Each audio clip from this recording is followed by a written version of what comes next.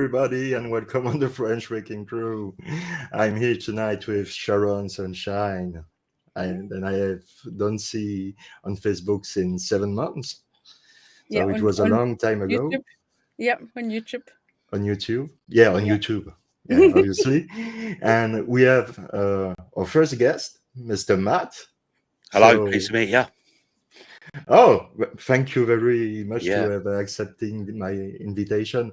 So I will ask the lady first because to be polite, But Sharon, how are you doing? I'm very well, thank you. I'm very good. How are you? Oh, me, I'm fine. I'm great. And you, Matt, how are you doing? Yeah, I'm good. Good. Busy day, but happy to chat. Always. Always. For Yes. people we don't know you, Matt, can you present yourself to the Yeah, audience, please? my name's Matt Elliott, surname. Former Royal Marine, now a filmmaker, photographer, producer. Worked in film now for just over, nearly 12 years, I guess. Started with photography before that. And probably the biggest thing I've done is No Limits documentary. That was like a 16-month project. And I just literally work freelance in that industry now. So, it's, and that's what I do. Work for myself, not the man. Yeah. No, that's great. Congratulations for Thank you. all what you do. It's amazing. You are really creative and you are really you are an artist. Yeah, of sorts. Yeah. I only found that out later in life. And Yeah. Sharon, for people who don't know you yet, can't you introduce yourself, please? Oh, do I need an introduction? No, but Well, I'm Sharon, and I don't know what to say. then I you never have are. to introduce myself. I typically go without needing an introduction. I am like No. the queen. That's true. That's true. That's true. That's No, true. no, But I'm Yeah. what I do mostly is fight for the wrongful conviction of Luke Mitchell. That's one of the things I do the most, and to get justice for Jodie Jones. So I do a lot of work for that. That's one of my things. yeah, But but before you was really involved too in the yeah, oh yeah, for God, stuff yeah, for for all the years from the very beginning, before there For- was even any Making a Murderer groups or anything Yeah. like that. Yeah. And probably my sidekick, Erikozy, Oh, So Richard. yeah. So I've been in the community for a long time. So yeah.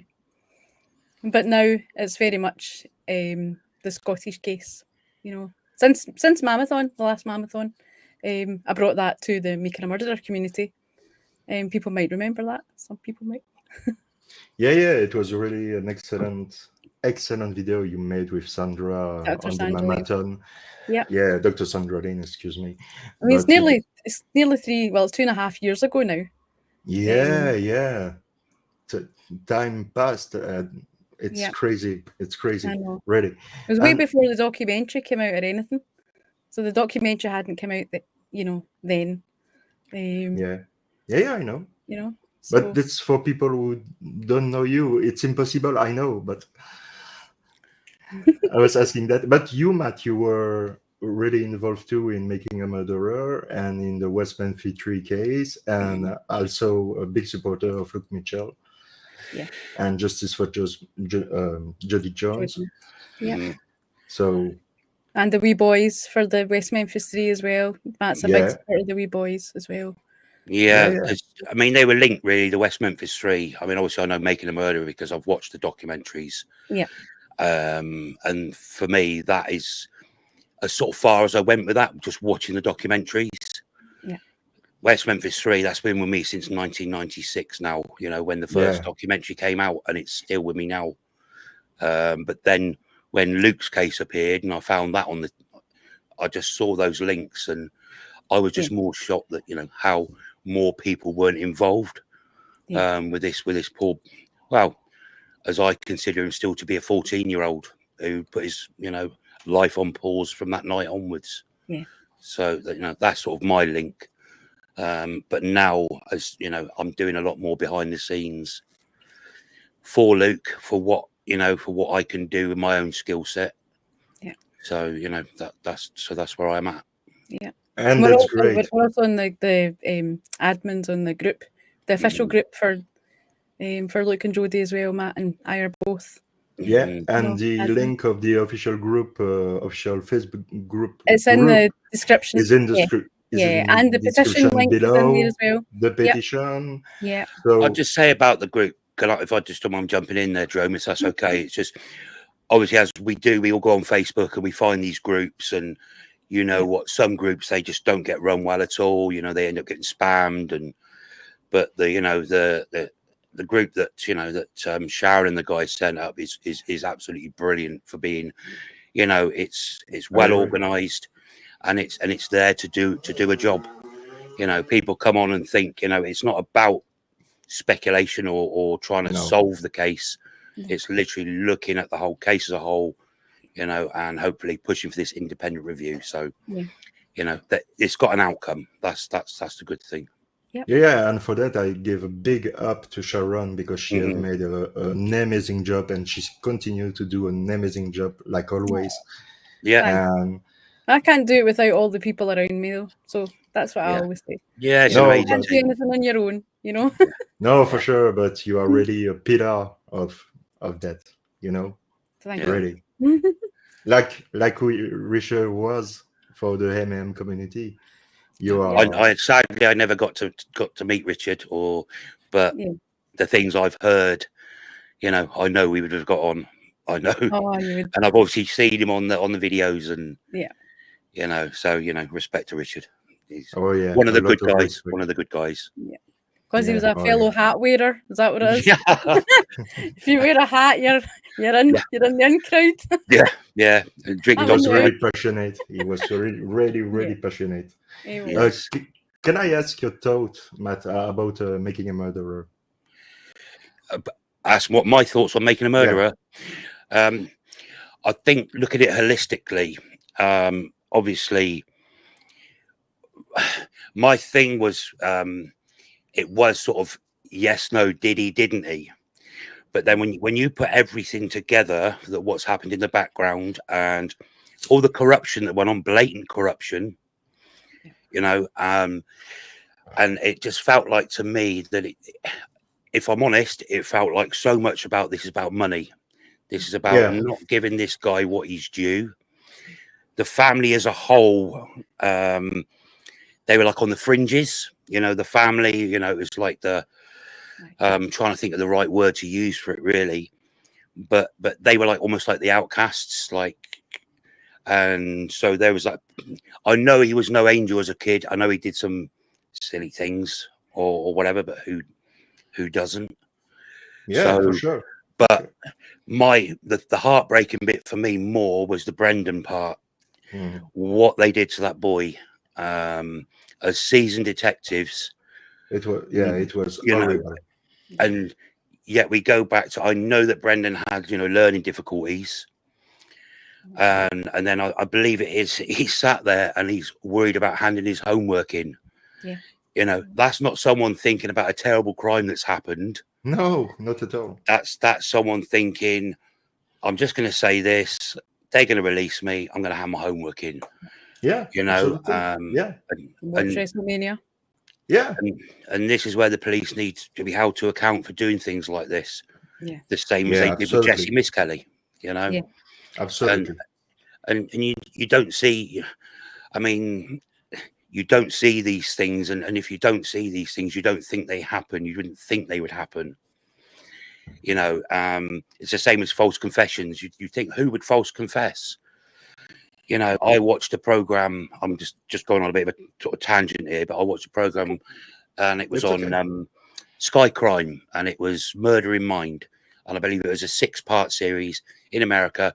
Long story short, there was 6 people so-called involved in this crime, and you're watching it all the way through, thinking, well, were they, weren't they? And at points you're going, well, they have to be, because, but then they let it unfold at the end, and it just shows how people will confess under pressure, And some people will confess because they're being told, if you don't confess, then you're going to go to jail for a long time.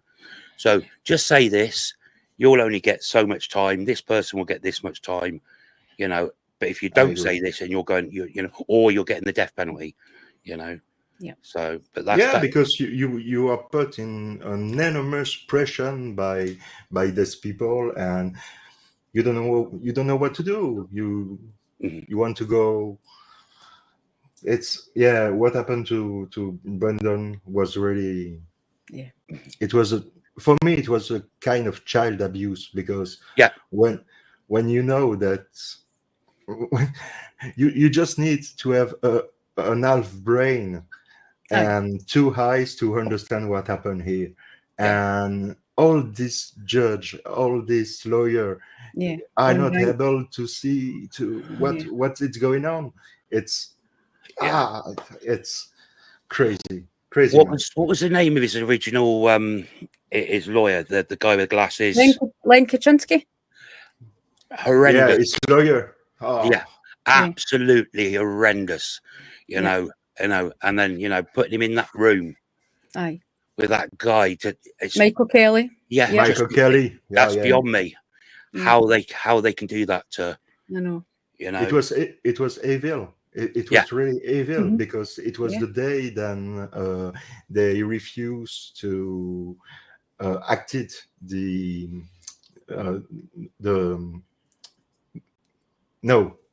Kaczynski have asked the judge to deny the confession of Brandon, and it was denied by the judge. And just after that, there is this video with Michael Kiely, and he's working for Len Kaczynski, so he's the lawyer of Brandon, and he do everything's wrong, everything. And this guy, I think he has passed away, but I think it's a monster. This guy was a monster. Michael Kiely? Do you think Michael Kelly's passed away? I think so. I think I have heard then he passed away. I hadn't heard that. Yeah. But I wonder if they had the blue ribbons and everybody was crying at this. Oh yeah. And I think it was 1 week ago, I have rewatched the entire Making a Murder series. Did you? Yeah, because it was really a long time that I have don't see the entire series. And one moment in the season 2, there is a friend of Teresa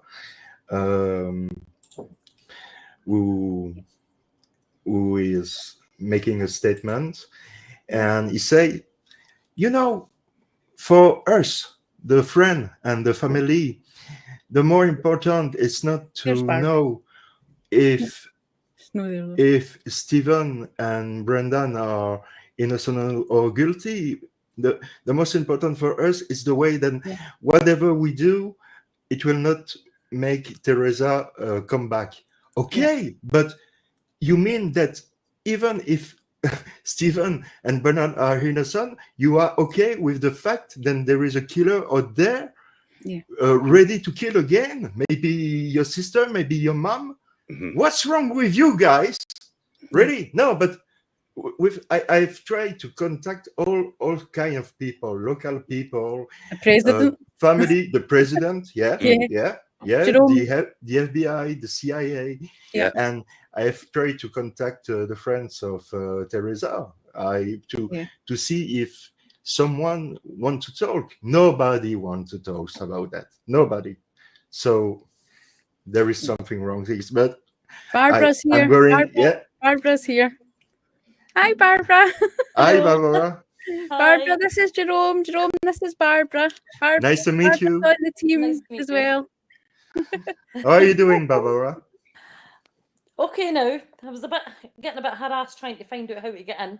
I'm not a technical person. No, but don't worry. Don't worry. It's like I told you, and like Sharon had told you, it's really relaxing. It's really cool, and no stress, no pressure. Everybody do what he wants. No don't get naked crazy. and dance naked around the... Don't No, get naked. That's what he's saying. Don't get Aye. naked. But- but you can say what you like. but yeah, Yeah. absolutely, They absolutely. would like just So- put your clothes on. So, Barbara, thank you to be here tonight. And can you introduce yourself to the audience, please? My name's Barbara, and for a lot of years I believed the lies that were printed in the press. I was gullible enough to believe that if it was being written in newspapers, then it had to be true. You are talking about Luke Mitchell. Yeah, for Luke, Yeah. yeah. And I did for years believe that he must be guilty because the papers wouldn't print lies. Yeah. And it was once I started looking into it myself and sort of doing a wee bit of digging, and then I found the group and Sharon, and that's been fantastic in the group. I've learned so much if I joined the group, and it's I get really angry. I get quite passionate and angry about the fact that we were lied to for all the years, and you know, the government allowed it to happen, and it shouldn't have been. It should never have been allowed to happen. That's true. But no, so, but Sharon, and that's been great. The group is absolutely fantastic. Everybody in the group is so helpful, Yeah. and they are a really good bunch because they will help you with anything you need, or anything you're not sure on. You just ask, and they're right back with an answer for you. They're absolutely fantastic, and I'm keeping my fingers crossed that we can do this. We keep pushing, and we will do it. Yeah. Never Yeah. give up and keep Never talking give up. until they are working. Yeah. Absolutely. Exactly. Hi, Angela. Hi, Angie. Yeah. Oh, Angie's Barbara's sister, Jerome. Their sister. Ah, okay. Andrew, this is Jerome. Jerome, this is Angie. Nice to meet Or you. Angela, she's been posh. Really, really nice to meet you, you three, because I don't have seen you before. Angela, can you just put your microphone, your level of microphone? You Up. turn it up a wee bit because it's a wee bit low. I've always got issues in it. Right, She'll end up shouting, she'll be like, hello! That's what happens. Um, We can't hear her if she starts shouting. This eggs. That's Oh, you're getting there. Ah, that's better. That's better. Maybe you That were alright? a wee bit far away. That's perfect. Yeah, it's there. Yeah, it's okay. That all right, definitely. That's Yeah. I perfect. can hear you, Ange. Oh God, she's deafening me. She's deafening me. That all right? Are you sure? All right. Okay. Yeah, That's perfect. Right. It's you're right, perfect. Ange. So, Right. Angela, can you introduce yourself, please, for the audience? I'm Angela, and I stay in between Glasgow and Edinburgh, like smack bang in the middle, Stirling area, just outside. And Barbara had says to me about Murder in a Small Town coming on, and what it was about. And she's like, remember Luke? And I'm like, not sure if I do. And wee bits it kind of rung a bell, but I really wasn't clear on it. But there was something, and I'm like, I'm not sure what you're talking about, so I had to watch it to find out what she was talking about. And the bit that jumped out at me was the photo of Jodie when she was about 5 or 8. And that's what I can remember of that. Back then, I was actually thinking it was a wee girl that had went missing. Yeah. And that's A all lot I of could people remember about it. Yeah. But after obviously watching Murder in a Small Town, then Barbara obviously changing her mind, swaying, like, no, this isn't right, there's something not right here, you know what I mean? And that's when she's like, no, there's something not right. And I was like, no, there definitely isn't something not right. And that's when the 2 years just started digging into everything, anything we could find, you know what I mean? And then obviously That's right. yourself and the team invited us to join yours, and it's really good. It feels good to be able to actually feel as if you are doing something. No, I mean something Yeah. useful. Oh, Nicola's here as well. Look, Hi, You've made it. Well I done. know. That's our Thank thing you. again. It took me Nicola. about I was going to say, It this took- is Jerome, this is Nicola. So you sorry. Hello, Nicola. it took me about 20 minutes because my laptop wasn't playing, so I'm having to prop my phone up and use my phone. Oh, that's Yeah, fine. yeah, that's That's fine. fine. That's fine. That's fine. It You guys Uh, are all tiny on my screen, but I'm Aw. here. We'll wave to you. We'll be like, I'm going to let Angela finish what she's saying, oh, and sorry, after Angela. I introduce you, Nicola, to the Yeah, audience. so that was basically what we've done, and we joined the team, and the team's been absolutely brilliant. Know what I mean? And we've just tried to like come up with wee ideas to like get information out to, you know, the public. And right now we're actually doing like a kind of like what questions the police need to answer kind of thing. So we're kind of doing that the new and just trying to bump the petition up really, and that's been going really well. I know we've kind of went a wee bit overboard with that, Sharon, didn't we, a bit, but No, yeah, it's great. apologise for that. You're 'cause doing I great. get No, what I you didn't mean, apologise. It's some doing great. kind of blindside, you know. Yeah. But I think we just went a wee bit crazy when we seen the figures going up and up and up and up. I know. We're like, No, it's great. It's great. It really That's is. great. Great. That's great. So we have also Nicola here. So thank you to Hello. joining us. Nicola, can you introduce yourself to the audience, please? Yeah, so I followed the case for years, and I stumbled across Sandra's interview with James English and Corrie's and Terry's, and I thought, there's a lot more to this than I ever realised. So that was a few years ago, and then I read Sandra's book, and then I got super excited when I saw there was a documentary coming, and it's kind of just went mental, as we all know from then. So yeah, I thought, I always felt like one little voice, one little person who couldn't make a change. So when the groups started appearing, I thought, well, great, I'm not that one person anymore. There's lots of us now. And I just wanted to do as much as I could and do my bit. So went from being a member to being an admin, and I help Sharon out as much as I can with a lot of the kind of backroom sort of stuff, but behind the scenes. So I'm not a huge presence. Yeah, I'm not a huge presence on the group. I'm there and thereabouts, but I'm mainly very much behind the scenes. Yeah, but So- it's great. That's helps great. us with a lot behind the scenes as well. Aye. Thank you. Definitely. You guys have done brilliant recently with that petition. Help! You know what I mean? So this is really incredible to have you guys here tonight. I say guys, but Aye, I it's an always say expression. guys. I say to everybody, hey guys, how are you getting on? Ah, say that's guys. fine. Aye, I do as well. Yeah, that's fine. And Well, I'm proud yeah, that we they've made it can, the first time on. I'm proud. I was I'm a proud bit of you.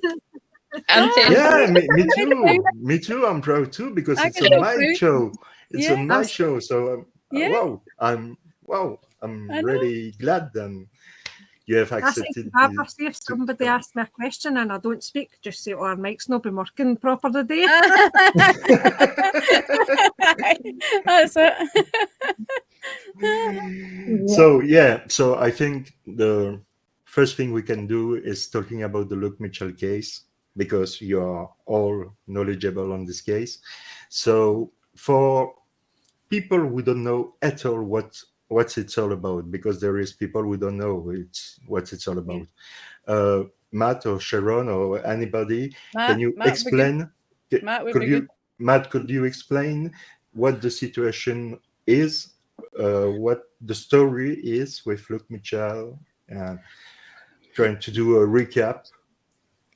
It's a very long story, but That's why I said Yeah, you. but make I'll long keep story it- short. Yeah. I'll Close. keep it long story short. Okay, Luke Mitchell, 14 years old, girlfriend Jodie Jones, 14 years old, living in Dalkeith.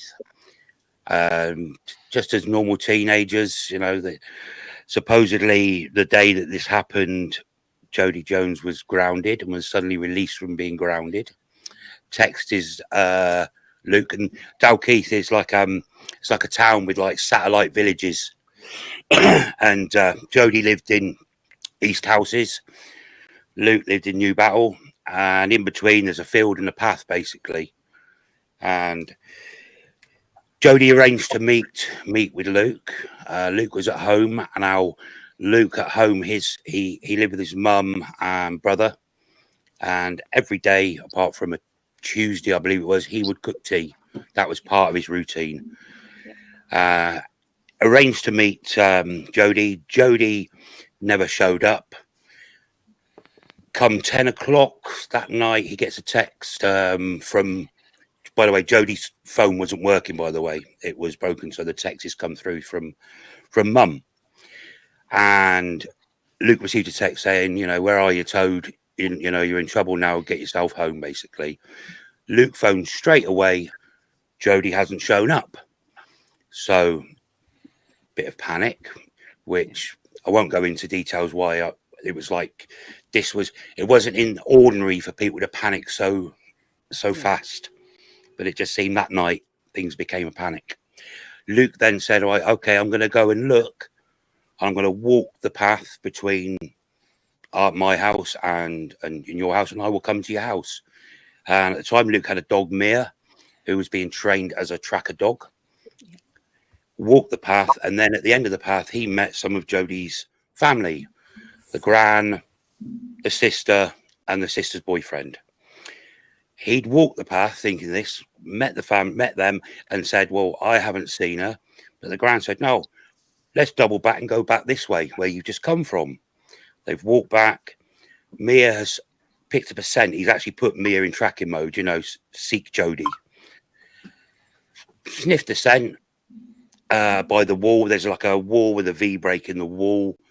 And as he's passed the lead to the gran, gone over the wall and said, after a few seconds, I found something. He'd found Jodie. And I don't want to go into too many details about what happened to it. It was brutal. No, what happened to Jodie. Then the sister's brother goes over the wall, looks.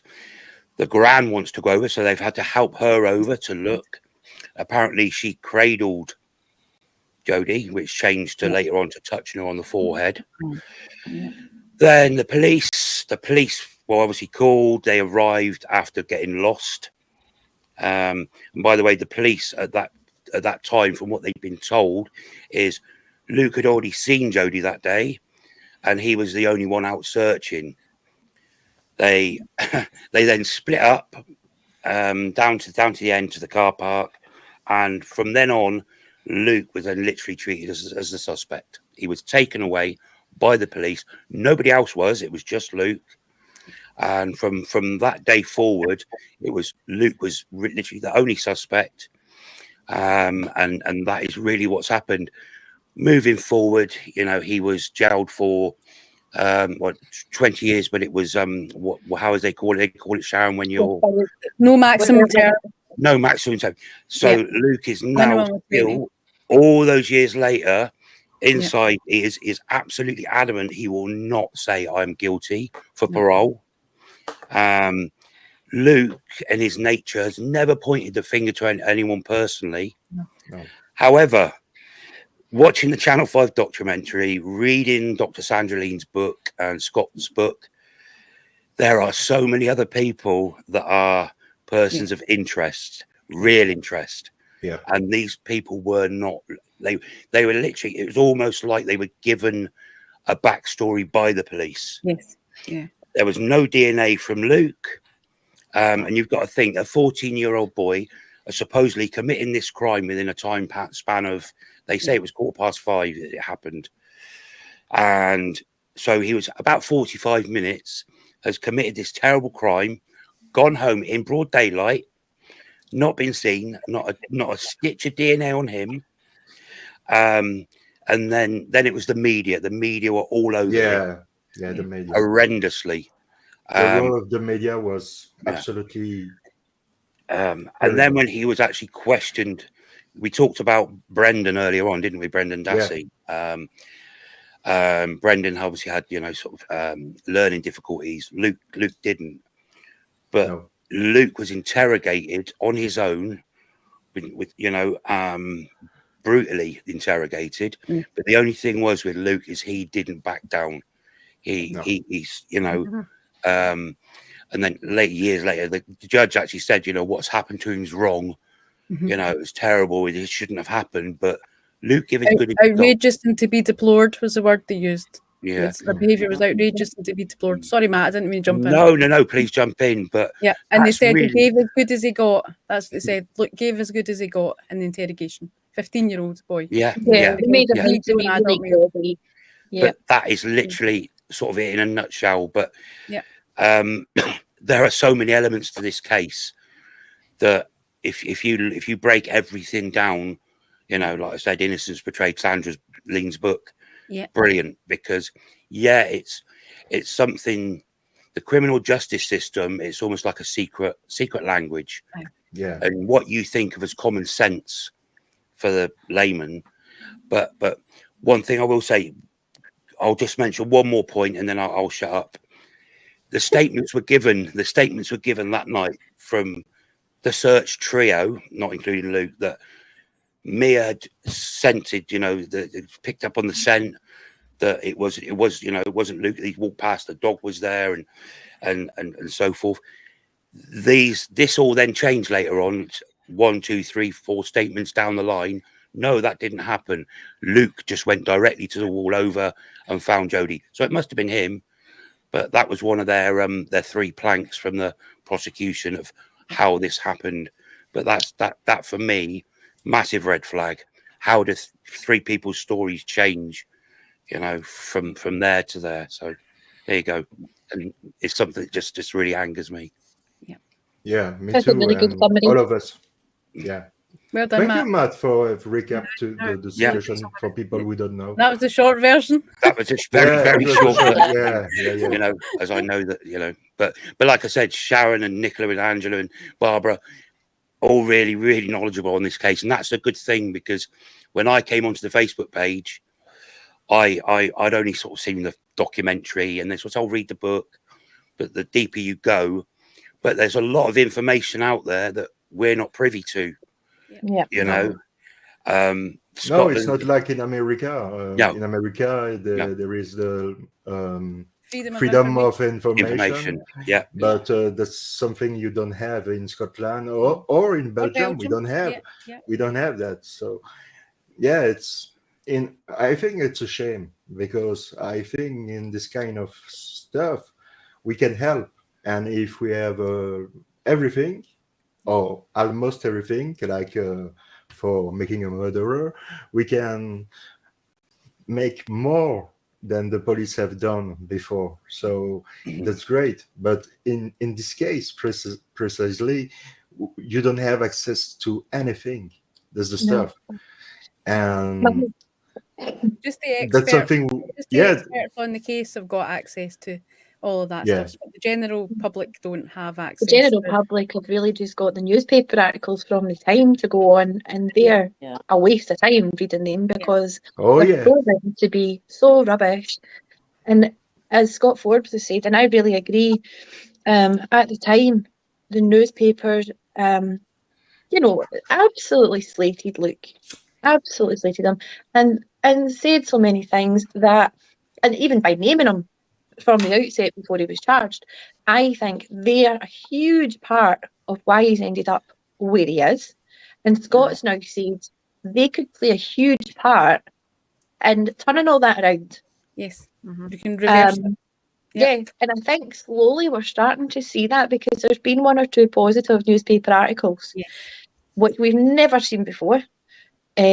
I just realise how Scottish I sound because I'm talking to 2 people who aren't Scottish, and I feel like I'm really that's great. No, that's great. I really feel like I should be getting my tartan out.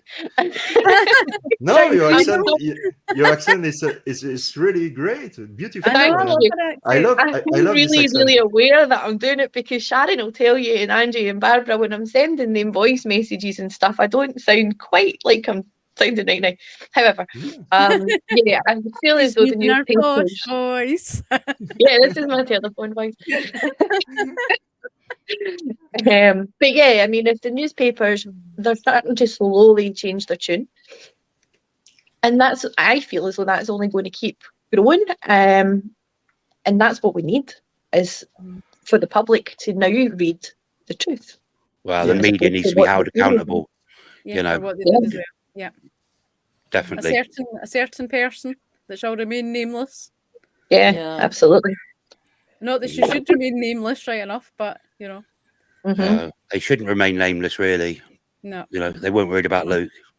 no, You know, not at all. that's my thinking on it. Yes, Part of me wonders if she now, after all these years, feels maybe I was wrong, but I cannot publicly say that.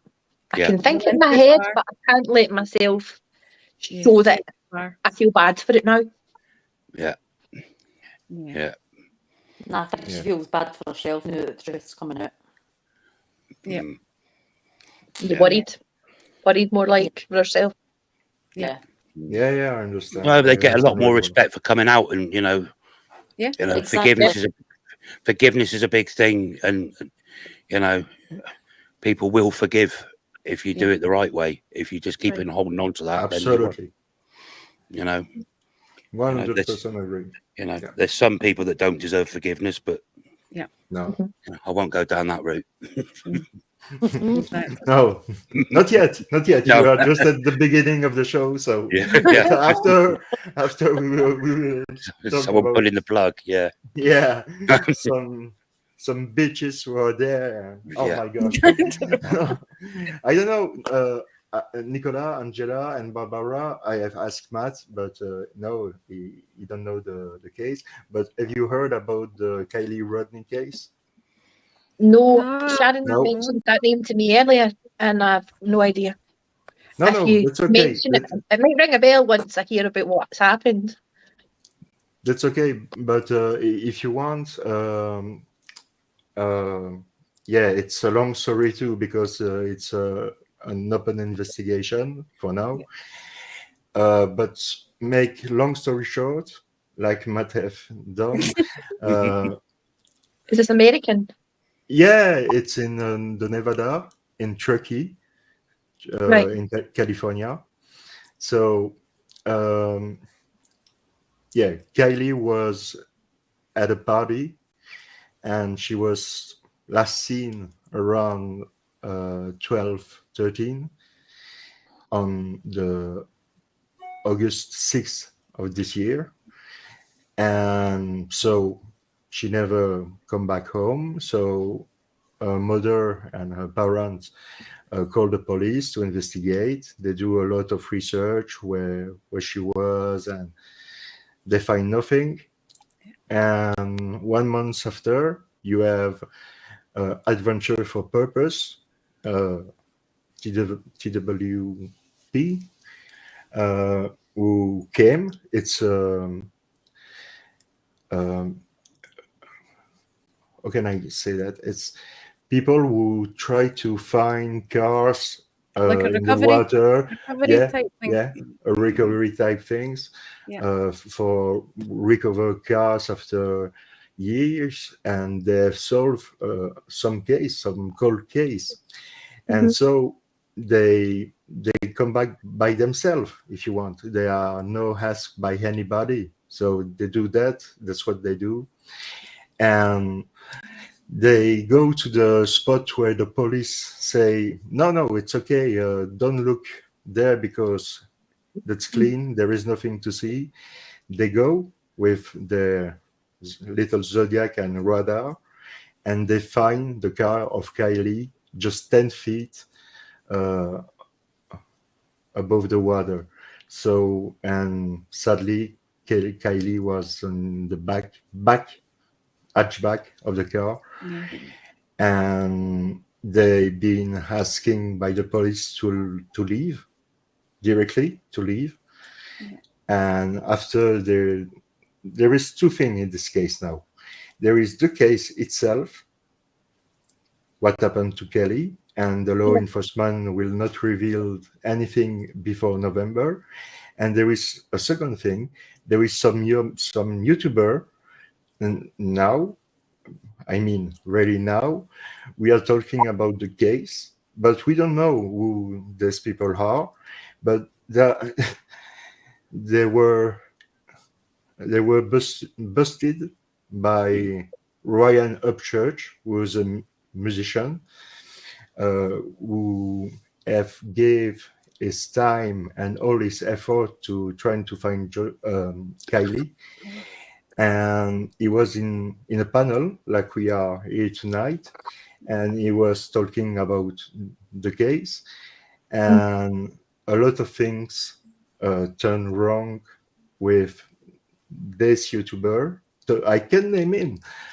Name there is Tony Dodge from All American Dream Chaser.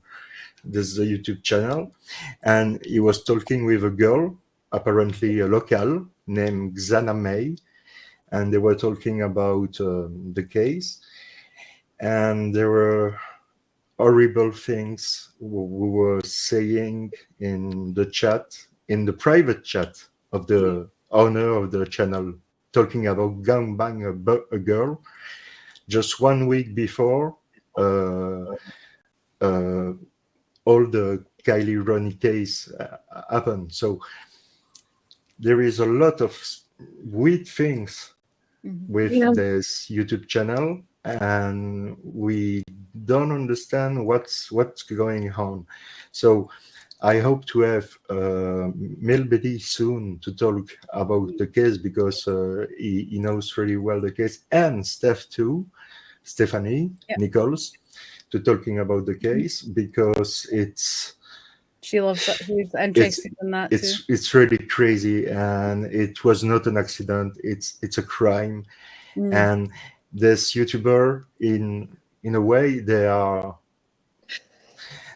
looking guilty as hell, really. But I mean, really, that's crazy. That's crazy. Was that just this year? The August 6th of this year. So the investigation. What's the reason that the police won't give any information until November? Is that sort of protocol? I don't know. I don't know what's going on. There's the thing. We don't know what's going on, because they don't want to comment anything.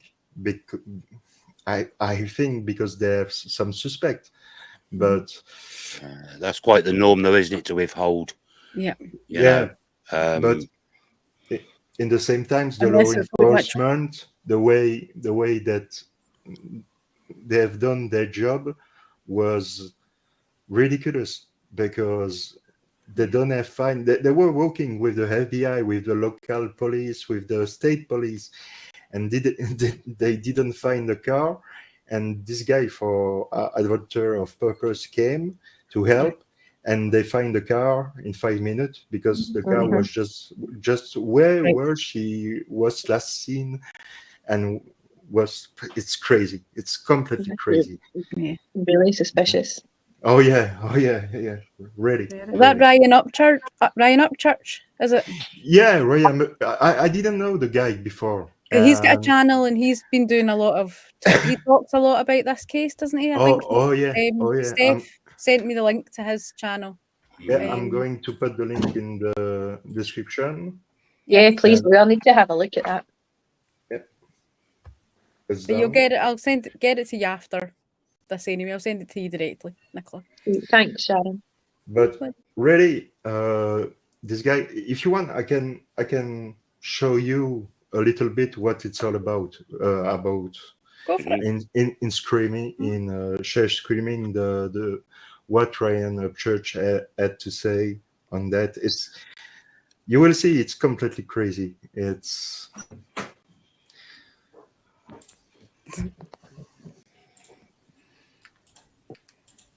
so technical compared to me sitting here with my phone.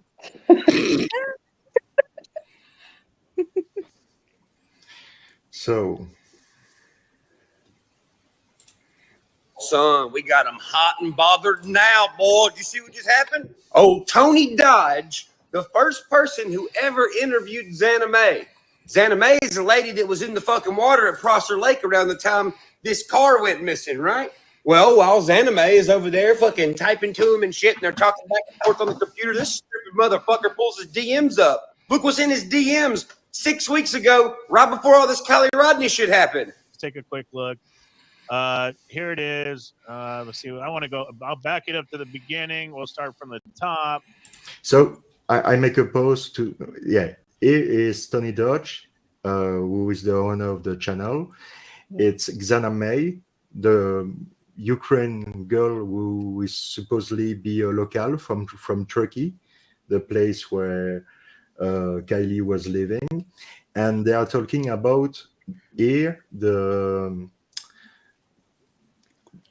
private chat they have when they are in live with the panel. You see? So today I got an Instagram message from a person. Do you see it? Now, before I zoom in and show you, he just clarified it's his DM, right? He's pulling up his messages, right? That is apparently from another country, I believe. I don't. That's here. Instagram user. We can gangbang her 6 weeks ago. 6 weeks ago from this day. And this day, so if you do the calcul, it's 1 week, 1 week and a half before the disappearance of Kiely. And he had this in his stuff. We can gangbang her. So Oh no. you will see. So for those of you who can't see it, which I'm sure 99.9% of y'all can, just the 0.01% just don't want to see it. So I screenshotted it.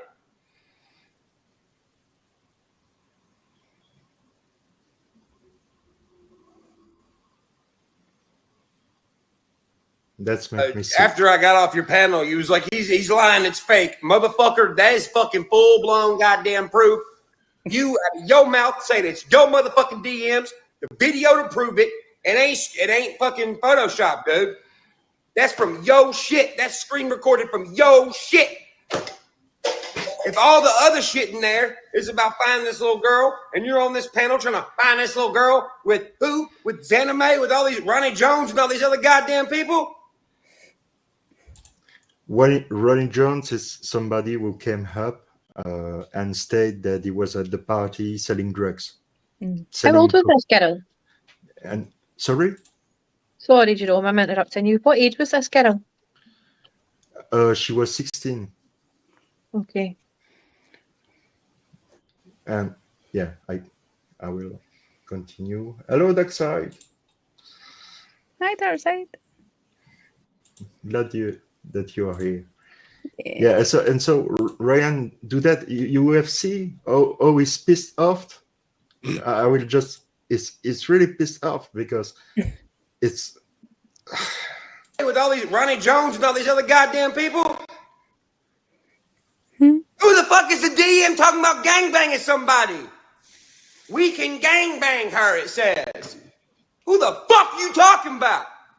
Creek Squad, go to his page and ask him who the fuck is he talking about gangbanging while he's over here trying to figure out where this little girl went.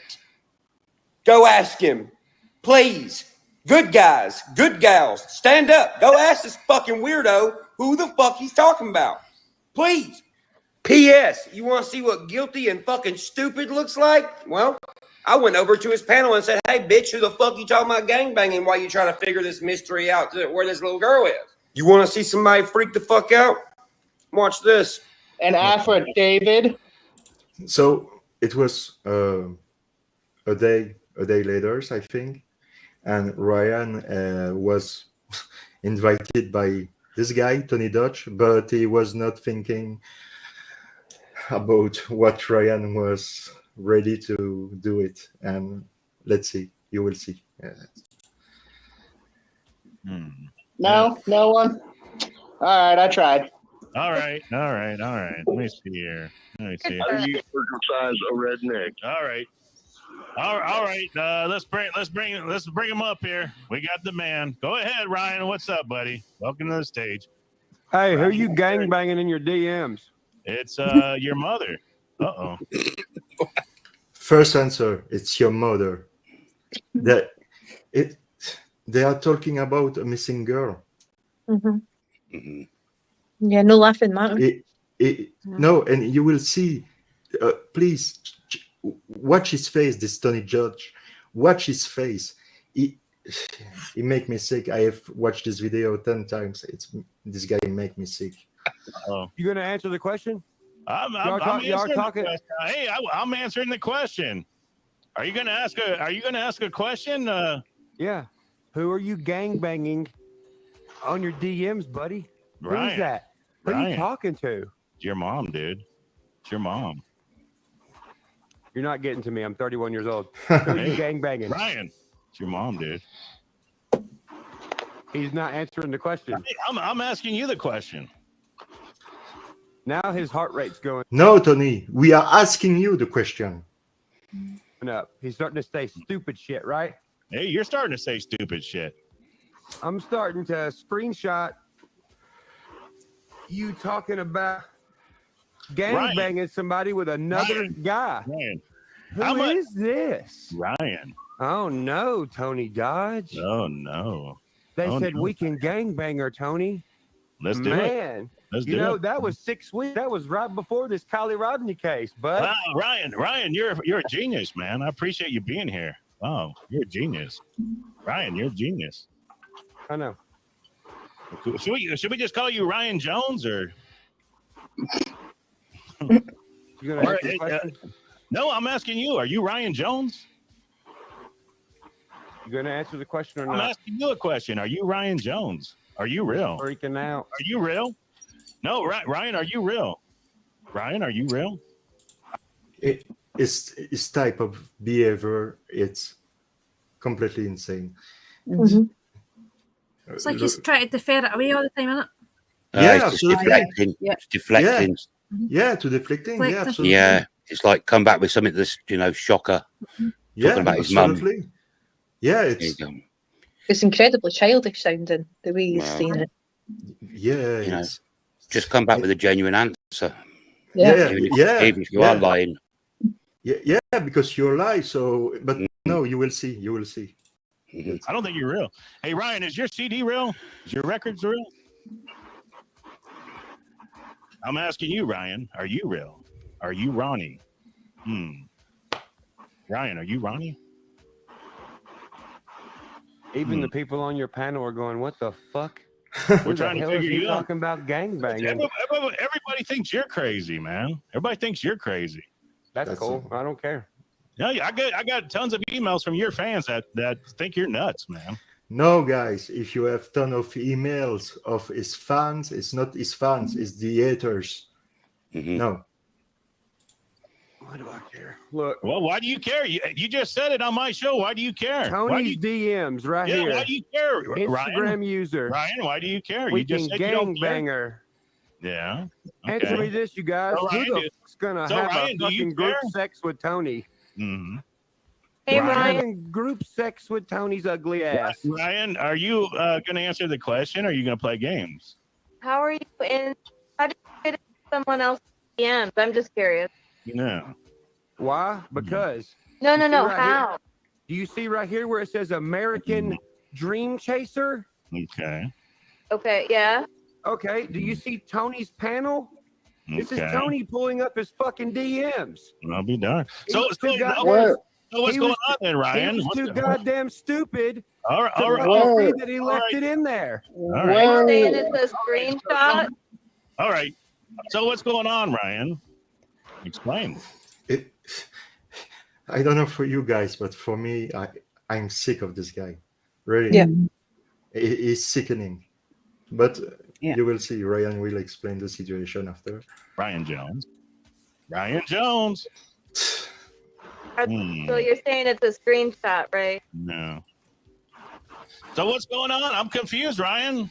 All right. So he's holding the phone up, and that's all we get. He's confused. He's freaking out. Yeah. He's freaking out. Look his face. Like he sweat. No. Yeah. So what's going on, Ryan? No, I don't think his phone is real. I think the phone is fake. I think he's holding a fake phone. Is that phone fake? Is that a fake phone, Ryan? I'm actually confused. Ryan Jones, fake phone. Go ahead, Ryan Jones. I'm listening. Are you real? Ryan, are you real? Where are you, Ronnie? Ryan, are you Ronnie? I'm sitting Hey, here Ryan, waiting for you to answer a question, Ryan, homie. I think you're Ronnie. Are you Ronnie? C Fouls, you're smart, bro. Yeah, C Fouls is he Think about Ronnie? Hold on. I'm confused as shit. I don't know where all of a sudden these DMs popped up from. Yeah. I don't know how, like, they're on his video right now. You can go look. No, I understand that. I've seen them. Yeah. But when did this come up? Like, for you, when did this whole thing come up? Like 2 seconds ago, boo. Be down. So it's in his video. And look here, what he have done. He have turned in the subscribe only mode and members only mode for no one to talk about that, and see anything. He looks like guilty as hell. Yeah, he does. To the video and screenshotted his own video. Wow. Plus, you said they were taking money as well, weren't you? The super chat. Yeah. You see the super chat. The super chat is on. So he takes money from people and. It's not amazing. Was this video taken yesterday or what? It's there What right was last now. live? Like right now. Wow, go check it out, man. Yeah, go check out the video. Check it out. Appreciate it. Which video? This one or? I actually don't know. Like, I'm not being an ass right now. I actually don't know. No, C-Foul, you're cool, bro. I screen recorded it. I will put it on my YouTube so you can see I appreciate Tony it. talking about gangbanging somebody with someone else. Yeah, I'm sure I was. 6 weeks ago. I'm sure, yeah, I'm It's sure I on was. your page, you dumb fuck. It's Wait, literally on your page. Tony, hold on a second. So, all right, you're gonna put that on your YouTube then, and we can all go. Yes. What do you want me to say? No, you know you're an idiot. That's right. He muted me, then kicked me out, and then told everybody, yeah, he just left. My arms aren't anywhere near a keyboard, you fucking idiot. It was like this. Yeah. You're busted, bitch. You busted. The FBI probably gonna be knocking on your door in the next 30 minutes, probably. All right, let's. Yeah. So. Wow.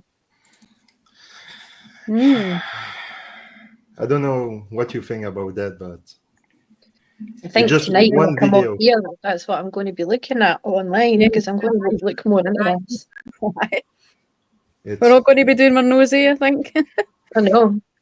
I need to go upstairs. My battery's getting low. I was really shocked because I don't pay attention to other YouTube channel. I was on this case looking for whatever you want, but not watching a video talking about that. And somebody sent me a message to tell me, hey Jerome, do you see this Tony Dodge guys?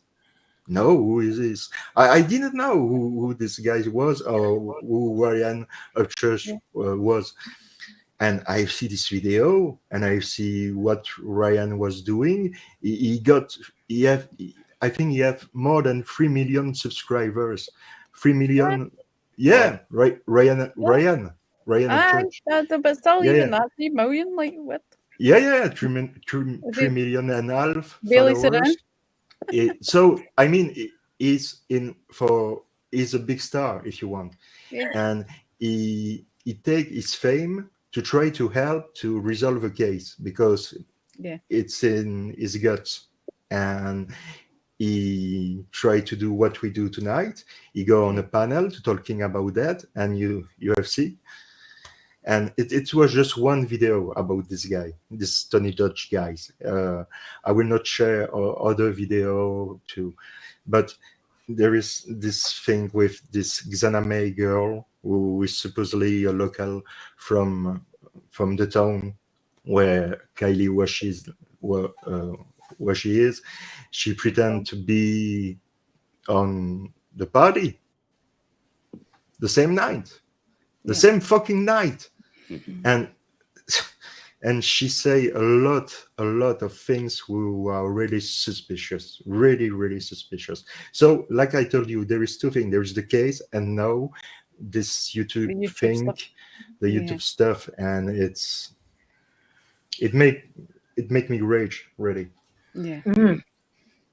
The Make No Murderers It's community had all sorts of weird YouTube Yeah, fights and all that. That's I always thought. yeah.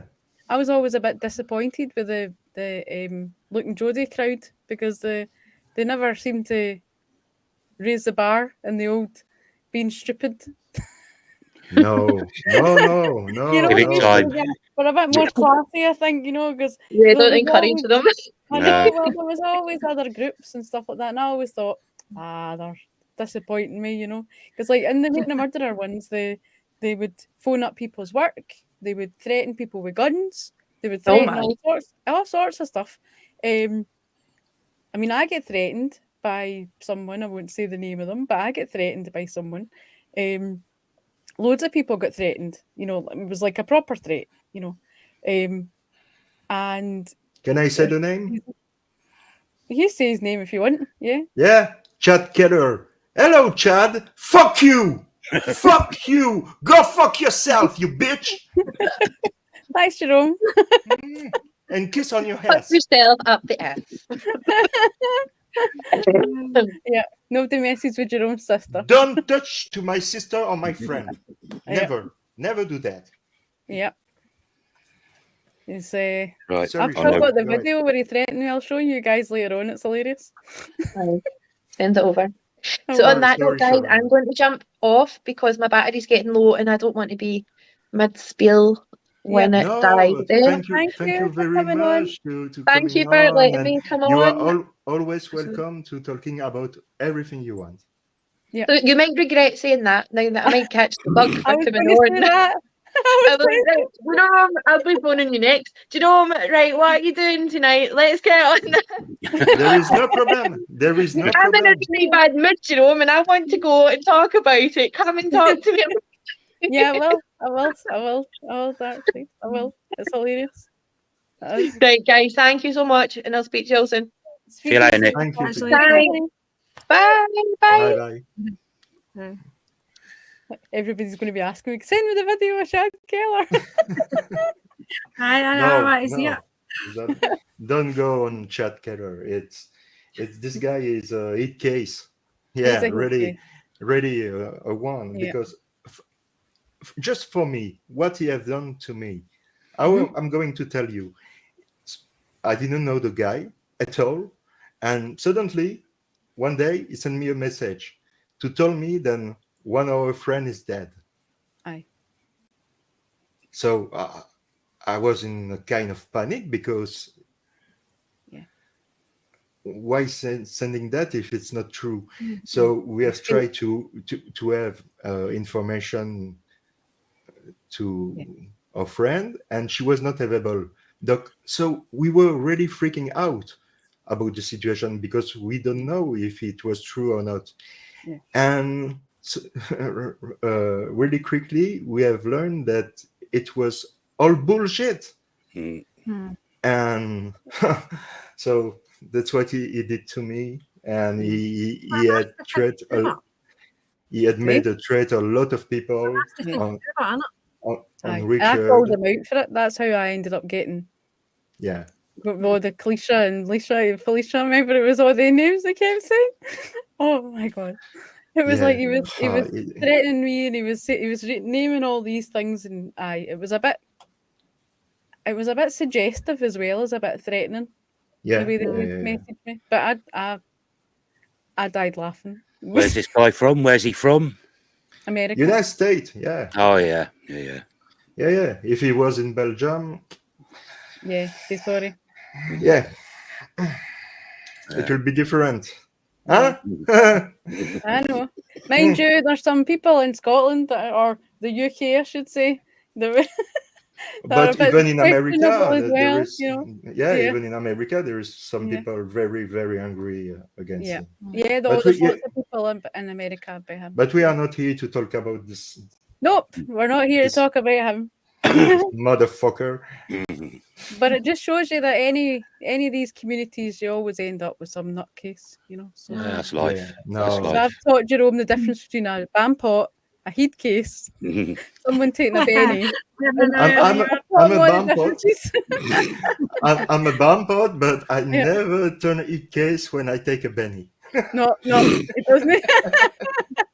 I think Angie's a bit of a bampot. I would say Angie's a bampot, and you. Aye. Yeah, I but agree. it's nice. It's nice. It's But nice to it's be a I'm a bampot. bampot. Jerome calls me a lovely wee bampot. That's what he says. My lovely with bampot. Yeah. I know. I've taught him all sorts of words like boufing and. Yeah, she Boufing, I've heard that word teach for a long me a time. lot. I know. I teach him Oh, all the again, teach I me a heard the word lot. today that I've not heard in a long time. That pantry thing that I do voluntary work at, right? Yeah. A house across the road, there's an old arcade machine sitting outside it, right? And Yeah. one of the lassies plays today, and she's like, "Oh my God, they're a bandit!" I was like, "I have not Aye. heard that word bandit in years." Yeah. And I was Because like, most "A people bandit?" call it a puggy. And I turned Say out like it a wasn't puggy, it, don't they? and I twigged that Yeah. she was talking about it. I was like, "Oh my God." Because it used to be like one arm bandit, you know, like with the that's how it used to be Yeah.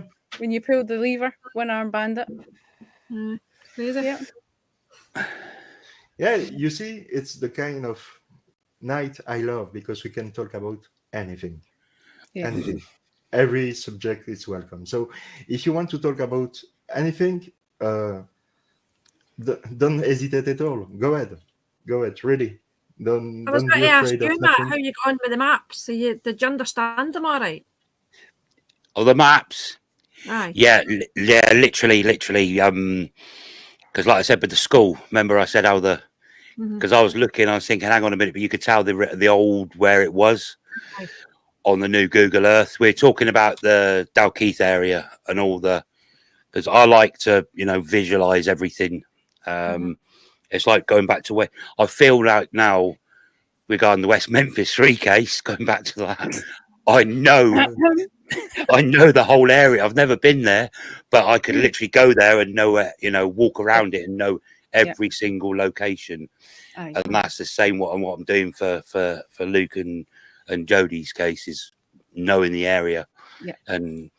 But I know it sort of changes over time, but it's still the same. It's still the same. So yeah. But Matt, can we talk about the West Memphis 3 case? Of course. Yes. So yes. Yeah, I'm going to let you explain the situation again. Long story short. Yeah, very long story short, it's very one of long those cases. story. Yeah. Most people in the true crime community know this really case. well. Yeah. Because it's that well documented. But literally, in short, 3 boys go missing. And 3 boys, teenagers, are accused. Very long story short. Yeah. The main character from this is Damien Eccles. Yeah. That's the one the police were after. He'd had dealings with the police before. He was the local weirdo, wore the black trench coat, was so-called a Satanist. It was when the satanic panic was happening at the time. Baptist area, so everybody's very right-wing Baptist. As soon as these 3 boys were found, the guy that actually found them was Jason Baldwin's parole officer, and he saw the trainer floating in the water. But the first thing he said is that boy Damien Eccles, he's finally gone and killed someone. And that was the first words that came out of his mouth. So straight away, Damien Eccles is the main suspect. Cut into Jesse Miss Kelly, learning difficulties, very low IQ, interrogated by the police. Now, I can only keep in this short. When he was interrogated, if you listen to the interrogation, the only, I think it's about 45 minutes. He was in the police station all day, by the way. I'll preface this by saying there was a reward on offer. Jesse Miss Kelly went to the police and said, with this information about someone being in the woods where these boys were found. The police said, well, that's not enough information, Jesse. Go away and come back when you've got more information. Yeah. The police called him in for no reason, but just to question him. He was in there. He was in the police station 12 hours. He was given a lie detector. They told him that he told him he was lying his ass off. It turns out the only question he was lying his ass off was, had he ever taken drugs? You know, which was nothing to do with this case. Nope. The rest he was all telling the truth on. Now, when these three, I mean, I don't know, has anybody seen Paradise Lost, the first documentary? I don't know if Angie and Barb, are you for me? Now, I've watched a couple of them, but I'm not. Yeah, the first one came out in '96, and it was actually funny enough. There was a small piece in the paper in New York was found about this case, and they'd sent a documentary team because they thought, oh, it's going to be sensational. This, you know, Satanism, 3 teenagers, three young boys dead. But Joe Berlinger, the documentary maker, and Bruce Swanovsky, they actually, as they got to know the case, thought, hang on a minute, this isn't quite right. We're not overly keen on thinking these 3 teenagers are guilty, and they thought they would stop the documentary, but they actually went ahead and did it, and you know, that's history. But when I watched it in '96, I'm a sort of bit ashamed to say I'm a big Metallica fan. It starts off and it's all very dark. There's Metallica. They go to the crime scene, and I was actually thinking at the time, am I watching a reconstruction here? Because they actually showed everything as is. These 3 boys, and I looking back, it's what they did there was wrong in my view. But the shock of it. Now skip forward years later. I mean, the 3 teenagers, they were all found guilty. Damien Eccles was put on death row. He was given the death sentence. The other 2, Jason Baldwin and Jesse Miskelly, were given life sentence with no parole. Years later, this has gone into, because this is Eddie Vedder, Natalie Main, Johnny Depp, all these guys invested time and money, got all the experts in.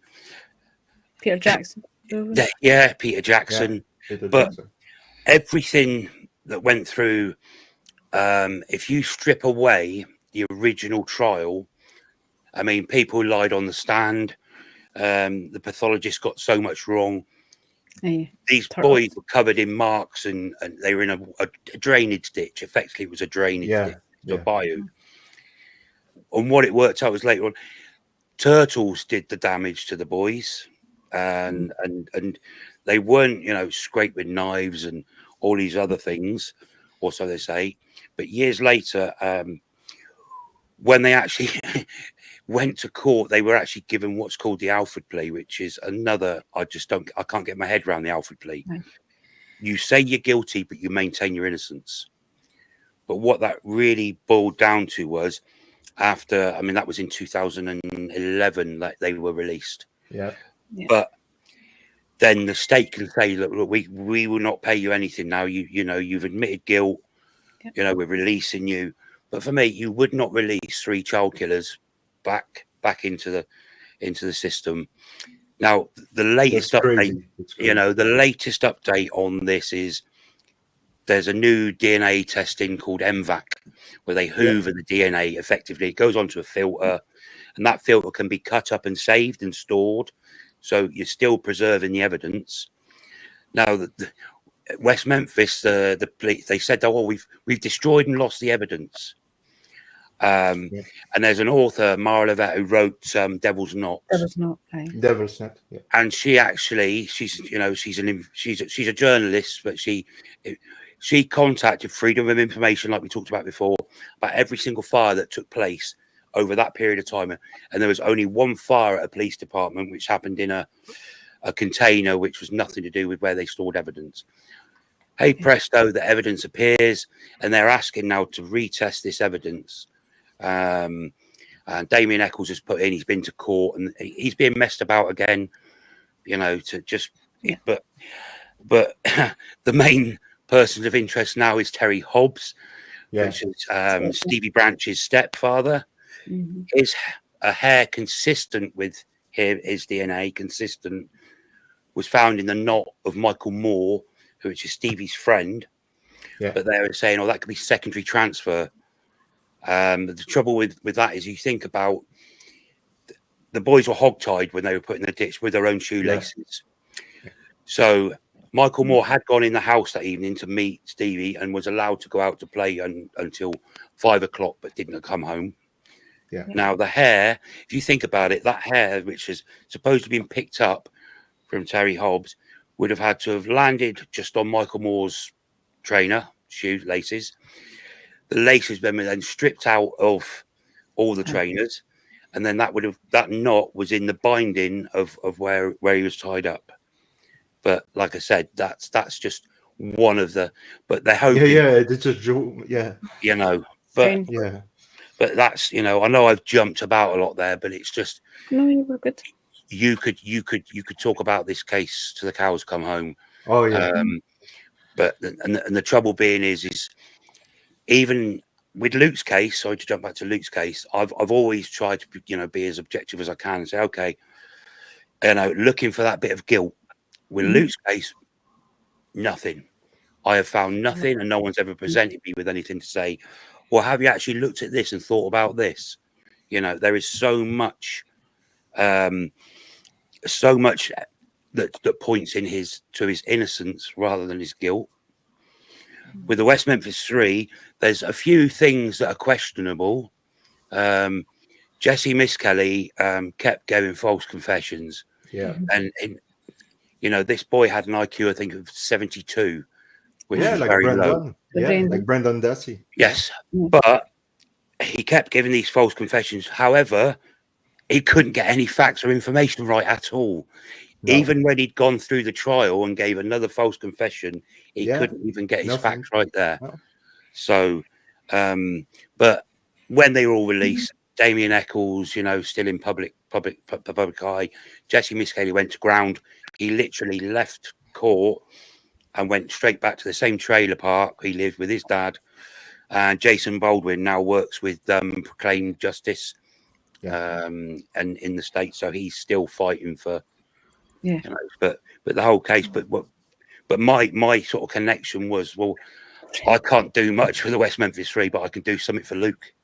Yeah. A lot of people have been involved with the West Memphis 3 case, whereas I really want more people to be involved with Luke's. Yeah. Yeah, that's true. Yeah, that's true. And but I'll just add one thing today. One good bit of news. I don't know if you followed the Adnan Syed case. Serial. He's actually, his prison sentence is being vacated because of prosecution misconduct and a Brady violation. They had suspects. They didn't release all of this, so that looks like that might be getting resolved. I don't believe Adnan was guilty. And that was a Serial podcast. People will look that up if they were interested. And name the guy's names. What did you say? Adnan Syed. And right. Adnan Syed.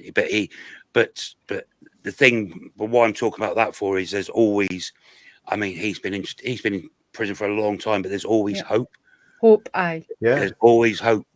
And it's people keeping the case alive, the same as people need to keep Luke there out in the public domain. That's the same as West Memphis 3, same as Brendan Dassey and and Stephen. That one you were just talking about there, Matt, is that the one where the guy was sitting at the wee kitchen table telling his story? Which one's that? Sorry, Angela. The guy that was sitting at the kitchen table telling the story, is that the one that you were just talking about there? Oh, you think of the Marine one? Marine one. Oh, it's the Marine one. It's not. It's the Marine one. Aye. That's no. the one I want. It's just getting mixed up. That was the Falklands. No, it's another case. No. I made a little film on it. It's the Falklands. It's that was Falklands one. Yeah. It was like you liked that, didn't you? You liked the films. You enjoyed the films, Andrew. That was really good. You did. Yeah. They were really, really good. Can I say something? Oh, sorry, Barbara. What were you saying? No, just says they were really good, and the way they made you take it was like we were there. You were feeling all the emotion. It was fantastic. Thank you. Yeah. Right, so what were you going to ask, Sean? No, I was going to say we always talk about the way that 14-year-old Luke was treated, and how, you know, he was taken in and he was stripped and not allowed to see his mum, and, you know, all the tests done on him and all that. Well, a lot of people don't talk about what happened to Jason Baldwin. Matt, you know how bad. Well, yeah, I mean, Jason, I mean, how can you describe Jason as a shy, you know, night? He looked after his brothers for his mum. He had a lot on his plate. But Jason Baldwin, literally, when they were arrested, they were just sat watching some crappy movies, and it was Jason, Damien, Damien's girlfriend Donnie, and Damien's sister. When the police turned up, they literally took Jason away after Damien, and they put him. If you can imagine, like, I remember that, you know, he was 16 at the time. In the police cells, like a corridor with the bars at the end, and they'd stripped him naked, totally naked, and left him, dumped him in there for people walking past. This boy, he getting to the court case, he had absolutely nothing apart from jailhouse snitch Michael Carson, who was known as a snitch. And he'd said that he'd confessed to him. The only one person who'd never met in his life before that he's ever confessed to, which was, but even the prison warden said, you know, no, he's lying. Michael Carson found out about this by talking to me. He's then gone, oh, I can get some time off here from time, you know, and that was the only thing they had on Jason. He wanted to go on the stand. His lawyer didn't let him, Paul Ford. His mum didn't even. They knew there was a knife thrown in a lake behind his house. They knew about this. That I believe it was his mum even told the police. So suddenly, get the photographer down there, get the diver down there. Half hour later, here's the knife. You know, which was you know, and everything else. But even Jason said, look, you know, he even said that knife got thrown in there by accident because he was arguing with his mum, and he had the knife in the sheath, and she'd thrown another knife in there. And he said, I'll tell you what, why don't I throw this as well? And he's got the sheath, and as he's thrown it, the knife's just gone, oh, you know. And these, you know, were poor people. In Jason Baldwin's words, you know, white trash, you know, trailer trash scum. But Jason Baldwin, you know, what happened to, out of the three, I mean, I know Damien used to rub people up the wrong way. He would, you know, he was that kind of, you know, punk teenager, you know, anti-police, or he was different. Whereas Jason was almost maybe, like, to quote Scott, maybe he had a bit of an attitude. Maybe that's what it is. But you know, Jason did not want to take the Alford plea. Okay. Jason was adamant, and they were pushing because they all had to take it, or if they didn't all take it, then there would be no Alford plea. Damien was like, yeah, I'll take that. I want to come off death row. Why wouldn't you? Exactly. You know, Jesse, of course. You know, Jesse, you know, just want to get out back to my dad. He just missed his dad. Jason was saying no. And I think Jason really regrets that now. He's not. I don't believe him and Damien are really close friends anymore. I think he feels aggrieved for doing that. And it's a shame. It's a shame. Yeah. I think Jason gets forgotten about a lot. Everybody always talks about Damien, and they always say, oh, the confession with Jason and Miss Kelly, but you hardly ever hear people saying, oh, Jason Baldwin. Because he was the grey man. And he was the grey man. It's a shame. And I never forget him, you know, when I think about it. They even listed in court, because, you know, he was, you know, Metallica Slayer, how many black T-shirts he owned, you know, but they had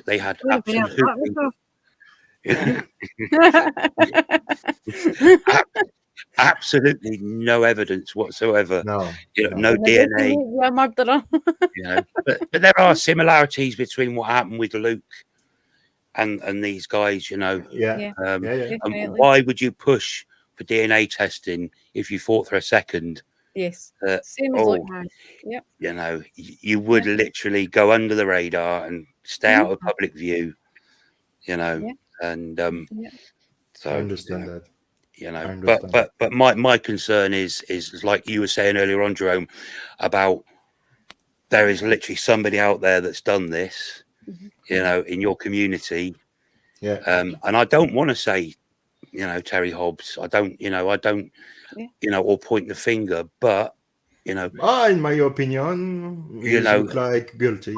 you know, I did a timeline of his movements on that night, and the massive gaps in his alibi and his attitude. You know, you've only got to search online about Terry Hobbs to see Yeah, the absolutely. kind of guy he is. And his friend David Jacoby, is that right? I feel bad for David. He was used really, you know. As a sort of alibi, wasn't he? He was used as an alibi, and yes, marked him as suspicious as well in the community. Well, one of his hair consistent with his it wasn't, you know, was found. What they were trying to make out really by the crime scene, but it was a little further away. Yeah. But that night they'd all gone into the woods searching. Yeah, so that's easy enough to. But funny enough, Terry Hobbs that night tried to get David Jacoby to go with him to where the boys were. Yeah. He actually was trying to, and David Jacoby saying, "No, I'll stay with Pam and we'll walk this way." You know, so it was almost like he was trying to drag David even closer. Yeah, you know, almost a wee bit like the police try to get Luke back over the wall. Which is absolutely a lot of similarities here. Yeah. Aye. Yep. Yeah. You know. And I've come to the conclusion that I'm getting rid of my black t-shirts because this seems to be a pattern as well. Aye, black t-shirt. I'm getting rid of them all. Yep. Me too, with the Overlook Hotel, so it looks like really suspicious because it's shining. So yeah. That's so you can be a star. But it always amazes me, though. It's you know, you talk about DNA and like Luke with DNA and the West Memphis 3 and so forth. How these teenagers who couldn't even clean their own frigging rooms, you know, would clean a crime scene. Can clean a crime scene. Belonging to themselves there, Yeah. See, that's like the same as Stephen Avery. You know, it's like it's supposedly cleaned up for that crime scene, and you know, in the two places that Teresa was murdered, that is obviously, you know, in the two places. Yeah. Not the one place, so two places. Yeah. That's how good he was at cleaning stuff up.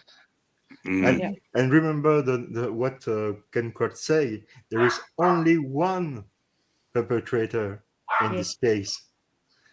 Only one. And so we have Stephen Avery and Brendan Dassey in jail. Only one. Oh yeah. Yeah.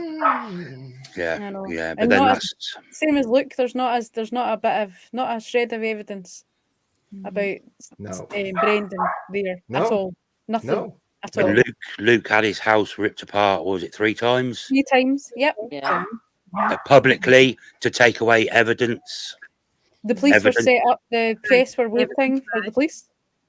But you know something I heard so often. It's sometimes, and obviously too many times, the police don't want to catch the real killer. They want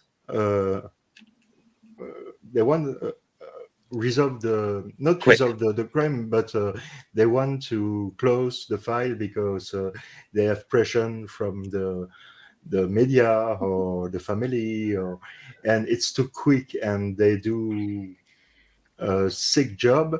And sometimes, like in Manitowoc, you have also the corrupt people over there, and it turns so wrong, and it's so heartbreaking. Then because you want to believe in justice. There's the stuff you want to, but when you see this kind of stuff, you ask yourself, what is fucking justice? Is this justice? No, it's not. The real killer is still over there, and he maybe had killed somebody else. We don't know, but it's okay for you, the law enforcement. Yeah, it's okay for us. Oh, and you, the judge, it's okay for you. Yeah, it's okay for me. And you, the Seventh Court, it's a Seventh Circuit. Seventh Circuit. It's okay, and it's okay. There is no problem. And for us, we don't know the person directly. it concerns hers, but not. Well, in Dalkeith, they worry about a killer walking about. There's loads of people don't go near that path because they That's know there's crazy. still It's a someone dark there. place. Aye, they don't go near it. They don't go near it at all. They really don't. You know, there was something I was That's going to say crazy. to Jerome and I forgot what I was going to say. But I'm a bit like you says with the maps and that, you're more a visual person. I was the same, and when I was trying to figure out sort of like where everybody stood and where everybody was meant to be in relation to the V and things like that, and I couldn't quite picture it all because I need to see it, and that's why we went through, and we literally done every walk there is today. Yeah. So is it when Well, you it's still amazing to me. It's still amazing and to me how. Sorry, Barbara. It's still amazing to me how, this moped's propped up against the wall at the time that all of this is happening, which is literally. And then the guys are, well, what were you doing at the time? I don't know. And now that's an acceptable response. Yeah. Because but they are ready to do anything to win money on their fucking paper. But no, the media. The media. It's, that's what I was going to say. You just reminded me there when you said the media. Believe it or not, all the way over in Belgium, they heard about Luke Mitchell. Really? Yeah. Oh yeah. Because when I was younger, the paper was talking about the case, but when it happens, they don't have continued to talk about the case after. Yep. But at the beginning, they have talking about the case, and I was so shocked. Hi, Steph. Hello.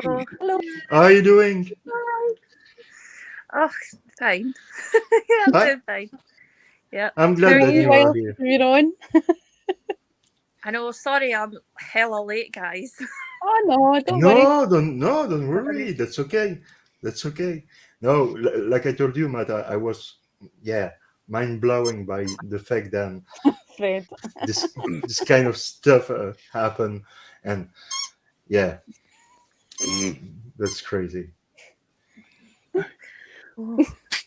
Catch me up, guys. Sorry, I haven't been able to watch everything you've been saying, I'm afraid. Yeah, look, Mitchell's innocent. Oh, she's swigging the iron brew. Oh no, I'm doing a cake. Barbara's fell over. Look, Barbara's fell over. I was going to say you're in the side traveling. Steph, Nicola came on as well. I did see that. Yeah. Oh, did she have to go? Yeah, her battery was running low. Oh. But it's funny. It feels like the old days where I was getting everybody on, It's excellent.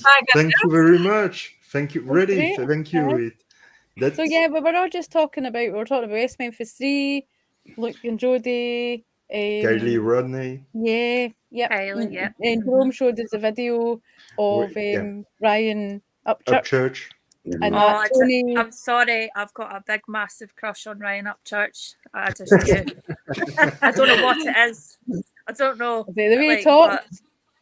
Jerome could do a good impression of him, I think. He's like one of your accents, Jerome. No, but Steph, I'm like you. Me too. I have a crush on him because this guy, for me, is really excellent because he had nothing to win to do that. And he have done that to help the most he can. So, and he's treated like shit by some people. It made me really raging because I didn't know the guy before. I need to be honest. I didn't know the guy before. I recently just discovered who he was, and it's a nice guy. He tried to do his best. He don't ask for anything. He don't do a super chat on his channel. He don't ask any money to anyone. He tried to do his best, and when he have busted this guy Tony Dodge on his channel with all the shit I have shared before with Xaname and all. It's oh my gosh. It's like I say, there is two things. There is the case, and now there is the YouTube thing. Yeah, I know. It's crazy, isn't it? Because that's all just completely.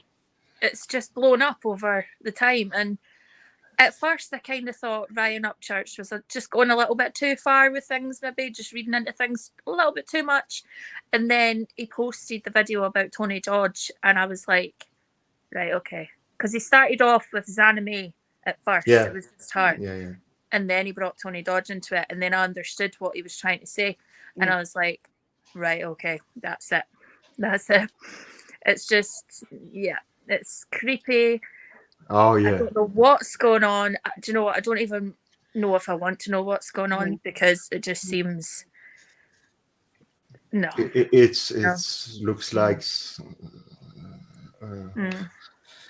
horrible. Oh, Horrible. the other thing you missed, we were talking about. I'll just say it very briefly, but we were talking about that video. Remember the Cleisha? Remember the Oh yeah. The what? the Chad Keller video? Mind the one. Yeah, where he the was Chad getting Keller away? video. Yeah. Right, Ganesha, Walnesha, Banesha, and fuck you, banana. I know, it was Oh. so funny, wasn't it? Oh no. Yeah. So yeah, everybody's wanting me to share it to them. You attract them all, Sharon. So you do. I know. I do. Oh well, you've got your calling card out there with the Iron Brew. Yeah, I'm Calling jealous. I'm jealous. Yes, I you're never, entirely I card. never taste an Indian brew. I never drink an Indian brew. I'm jealous. Oh, you need to try. You'll be coming to Scotland soon. I never used to drink it because I don't like the colour orange. But but now a lot. No, because You it's like not your available in Iron Brew? Belgium. It's a shame. But I will come soon in Scotland. So Yes. You better. Did we not send some Iron Brew to Yeah. Sharon?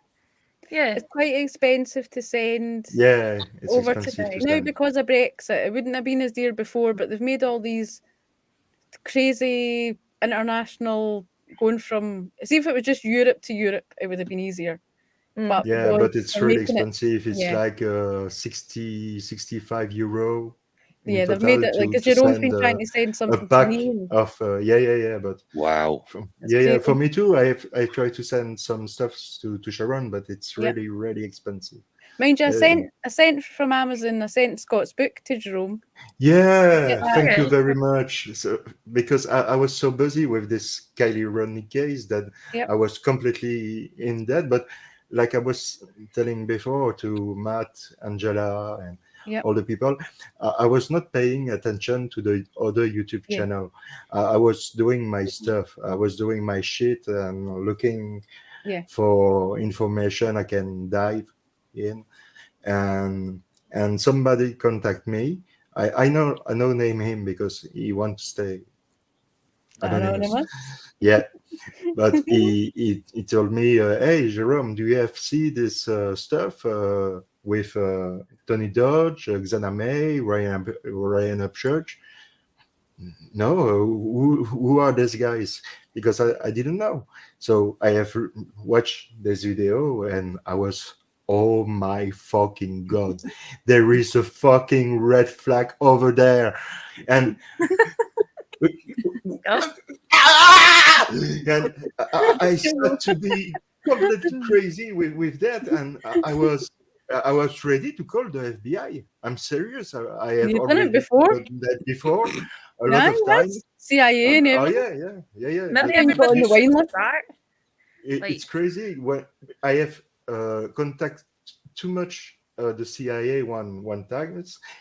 Do you remember, Sharon? Aye, They you blocked. ended up They getting put in the Monday blocked. list. Yeah. I've Every been Monday you get a blocked. call. I've been blocked for 3 months. I was not able to call the CIA anymore because I was too. Also, the he's on some list now where every Monday someone tries to sell him wine.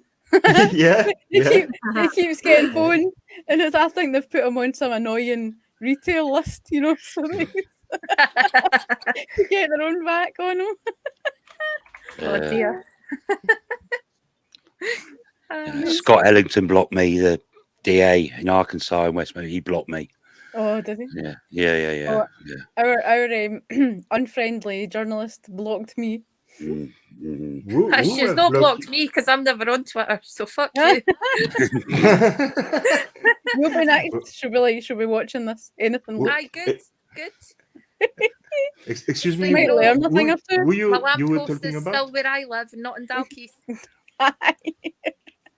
JH. Yep. Yeah. Yep. No, that's crazy. Really, crazy.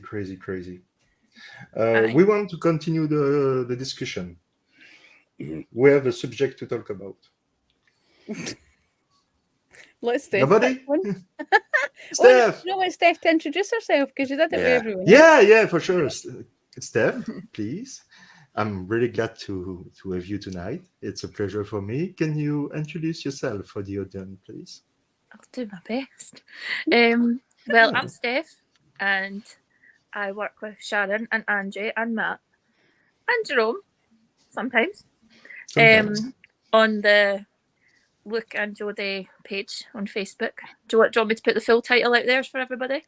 Do they The know link already? for the group is in the video description, but you can if you want. Yeah. So it's Jodie Jones and Luke Mitchell, Who Got Justice, the official group. Yeah. On Facebook.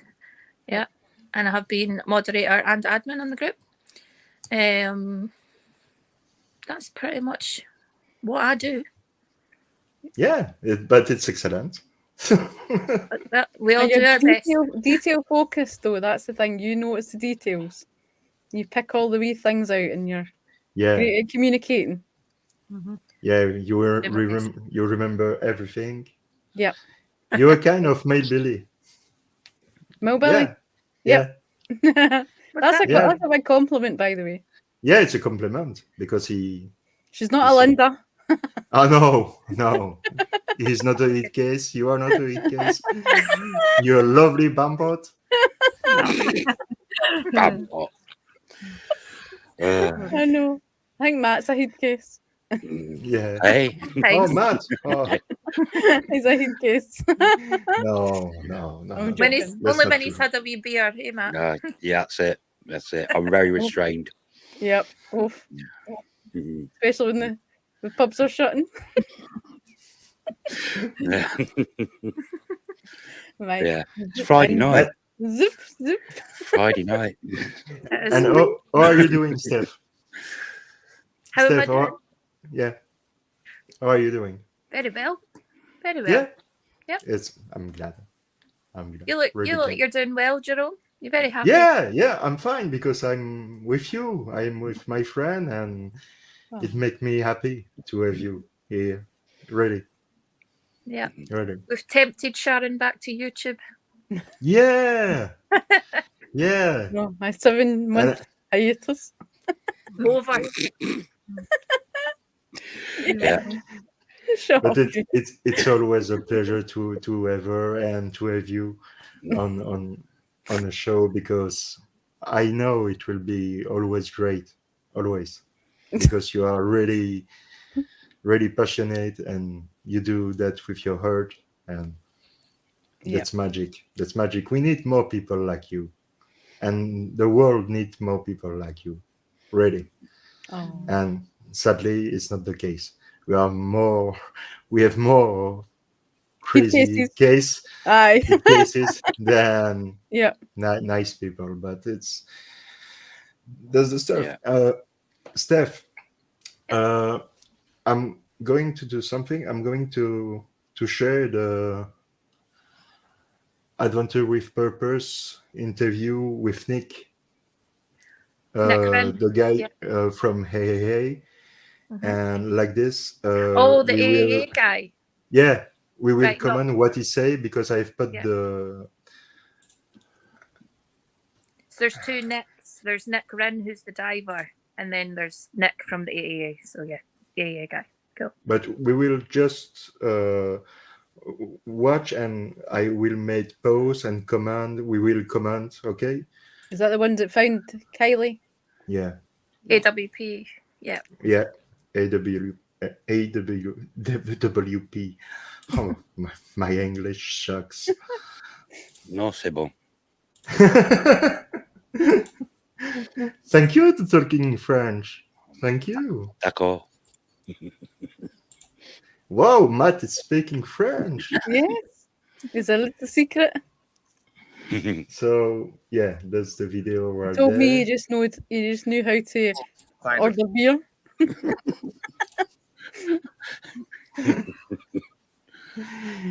So Another thing. I'm going to play the video, and we will make pause and comment about what he says. To Rodni or her vehicle, but they found no clues to lead them to Rodni's whereabouts. Police said she last spoke with her friends and family shortly after midnight on August 6th. First pause. Yeah, the FBI had confirmed that her telephone died at 12:30 a.m. Right, and his friend Sammy claimed that she had talked to her at 12:36 a.m. Right. in one interview. So, and it's not 12:35 or 12:30. No, it's 12:36. She's really precise. And the FBI had confirmed that Kelly's phone was dead at 12:33. So 3 minutes before this supposed call happened. And her phone was turned off around 12:33 a.m. Law enforcement has expressed frustration at the lack of viable tips, in that few of the 200 to 300 people at the party are coming forward with information. Yeah, we don't know. We don't know about the party. We don't know anything because we are here in a situation where everybody has a phone. Everybody like to share and what they do, and in this case we have nothing, and the police don't say that they have some footage or some stuff about other people who came out to give their phone with video or stuff like this. So we don't know if they were really a party or not. That's the first thing that struck me is, yeah, there was really a party or not. We don't know. So we just got out of Best Buy after picking up some supplies here in Reno, Nevada. We're on our way to work the Kiely Rodni case just down the street in Truckee, California. And Nick, a longtime supporter, fan of ours, appreciate you for coming up to us, possibly has some information in regards to the Kiely Rodni case. So It's Doug and Nick, the guy who are working for Adventure with Purpose, and this is the on the left with the white T-shirt. This is the guy from the insurance company. why don't you explain a little bit about what you may have run into? So my name is Nick. I work at an emergency roadside assistance program.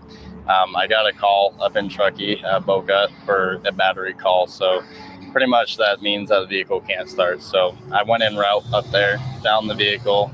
At the time, I didn't realize that this was a situation until later on. But let me stop you right there. Yeah. You said you went to Boca. Yes, sir. So over near Boca Lake. Yes, sir. So not Prosser Lake. Prosser Lake is the place where the car was found. Well, was found after by AWP. Prosser Creek Lake. It's right by Prosser Creek. Yeah, so just north. So you went to Boca. At first, when I went there, I realized after my test that everything was working great. Everything was working great. So we have a situation here where supposedly Kiely, called this insurance company to come, and when Nick arrived, everything was working great on the vehicle. First thing, second thing that I think it's really, really strange. Steph, any doubt? Any doubt about that? Yeah, that's thought. Thoughts? Any thoughts? Yeah, any doubt? Thoughts. It is strange. I think there's question over how he got called as well, because Yep. her phone was apparently dead from 12:33. Yep. So it had to be the other It's guy's phone that was there, apparently. that's what he is going to say after, but it's just 10% of the entire interview they have released. So Yeah. this is just 10%. It's not a lot, but But you would wonder why are they phoning? Because there's nothing wrong with the car. yeah, there is nothing wrong with the car. So why and why do not call your mother or your father? They were not so far away. They were living at I see on a map 25 minutes from the lake, or a friend. I don't know if something is wrong with the vehicle. To say, hey, daddy, I'm in trouble with my vehicle. Can you come to help me? No, she didn't. That was Kiely, at that point in time. Sorry? Kylie had a charger in her car because Sammy Yeah. kept saying that they went back to charge their phones. Yeah, to charge her phone. Yeah, Yeah. absolutely. But So that would that's be, me. as a 16-year-old girl, that would be the first thing she would do. You know, Yeah. I would say. Yeah, but the thing is she was really intelligent because she was a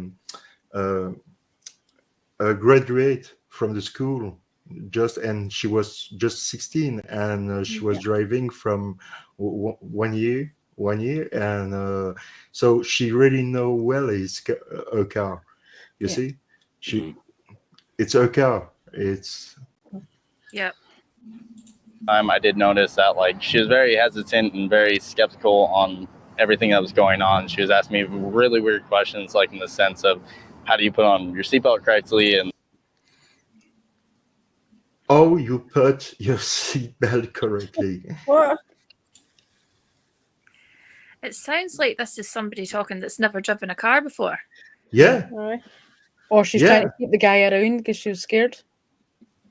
There is that other theory as well, but the first time I heard that, I thought, and the problem with the car ended up being that the car was in neutral. Sorry, Yeah. Jerome, if I'm spoiling your video. Sorry. No, that's okay. Go ahead. Yeah, so the car was in neutral, and that seemed to be the issue. You Yeah. could go down the route of she's trying to keep him around because she's scared, but you could also go down the route of this is somebody that's not got a clue how to drive this car. Exactly. So, yeah. like, okay, and she asked me to show her on how to connect it to like. Watch the face of Doug and Nick. Yeah. Questions like in the sense of how do you put on your seatbelt correctly, and like, okay, and she asked me to show her on how to. You see this movement in back. This what? And see the face of Nick. It's what the fuck? Yeah, Nick. Like connect it to like her actual belt. It's really strange what he say is to her actual belt. It's a strange way of saying it. Yeah, so she's asking how to connect the car belt to her actual belt. It means her own belt. Yeah, she's wearing with her pants. So what? That's not a question somebody that's scared is going to ask. No. Why I don't think that's why she's asking the questions. Hi, Danny. No, I don't. No, I'm completely agree with you. Might she have had like amnesia or something like that and not remembered how to do the car? Yeah, to maybe to try to give the alert to that something was wrong, but it's maybe not Kelly. You see, it's we don't know. We don't know. Yeah, that's why I've got such doubt, is because there's a big chance it wasn't Kiely. Yeah, me too. In the car, you mean, or in the pond? Definitely. No, in the car. That the guy's saying that he's met this girl that's supposedly Kiely driving Kylie's car. Okay. But he had never met Kiely before this meeting. Well, if it wasn't Kiely, that would explain why she never phoned her parents, because it was a stranger. Yeah. Absolutely. Yeah, I just don't see why it would occur to Kiely when she's scared to ask, how do you connect your seatbelt to your actual belt? Why would somebody ask that? That's strange. Yeah, we will listen again and watch his response. That's completely crazy. How do you put on your seatbelt correctly? And like, okay, and she asked me to show her on how to connect it to like her actual belt after. The actual belt bit could just be a term of phrase, though, the way he's saying that. You know? Do you think so? That's Because for possible. me, that's mean, but I may be wrong. Her actual belt that she's wearing is part of her Yeah, clothes. yeah. But that's maybe too literal. He's maybe just meaning it like, she even asked me how to connect it to her belt. But he said it like, Yeah, it's possible. she even asked me to connect it to her actual belt. Like, it's almost like surprised that she even asked that. Yeah, exactly. It might be, rather than it being her actual belt, that might be too literal. Yeah, that's what I thought at first. I thought he just meant the seatbelt clip. Yeah. That's what I was thinking too, but But then when other people went further into it, I thought, oh no, actually, maybe not. Maybe our actual belt, because there'd be a reason for that. If it was somebody doing something sinister, there would be a reason to want to know that. I mean, I know nothing about this case. I don't know anything. No, I know. Don't worry. Don't worry. We are here to discuss and to see what's going on. So, but it will not be long. You will see. After that, she was stating on how she was there all night and she can't get her vehicle started due to the fact that now we both realized it was in neutral. She was wearing a sweatshirt, so it looked like she has been there for quite a while. What color was the sweatshirt? It was a gray sweatshirt. Gray sweatshirt. Was it dark gray or light gray? It was light gray. Okay. Yeah. It's Lana Del Rey hoodies, but he say it was a light gray. Excuse me, but for me that it's black. Yeah, that's charcoal grey. Yeah, but it's not light gray. No. No. It definitely doesn't have a Deftones logo in the back. No, but it's got quite a bright And- colour there that you'd remember. Yeah. And That's do what I you mean. see- You would do you notice see- that. That's what I mean. Yeah, And- I get it. And do you see the phrase on the shirt? No, I can't see that for there. You don't want to be forgotten. You just want to be disappear. You just want to disappear. So I repeat. Lana Del Rey. You don't want to be forgotten. You just want to disappear. Yeah.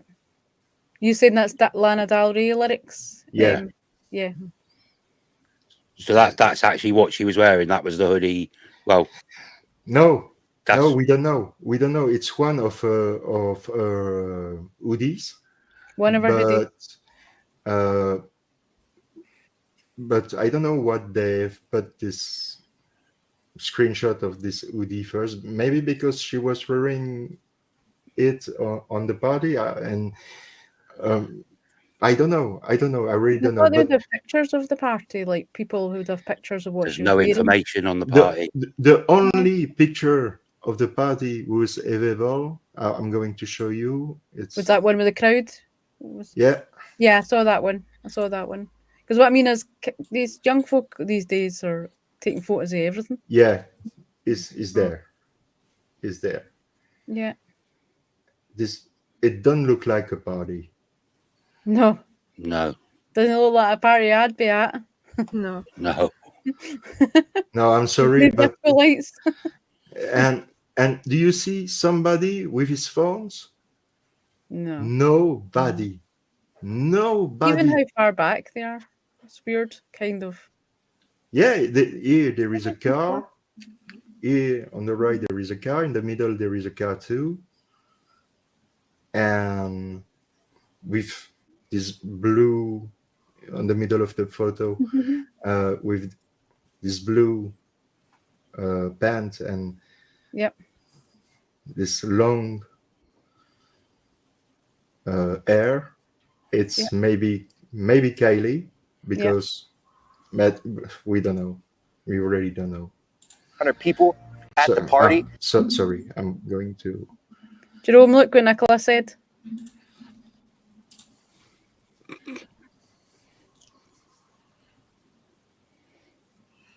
Can you see it?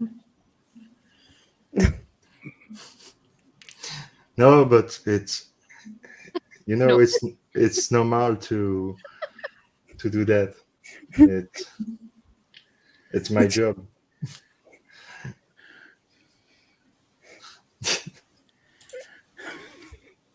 Why are we I try to be serious. Brave pants, I know. Good on you, Nicola. That's what I say. We're not laughing at you. No. No, I was. No. Aaron was laughing, and then Jerome started laughing as well. So Well, no, I was trying not to laugh at Steph, so I try not to laugh at I try to, but I'm sorry. Just remove the word brave.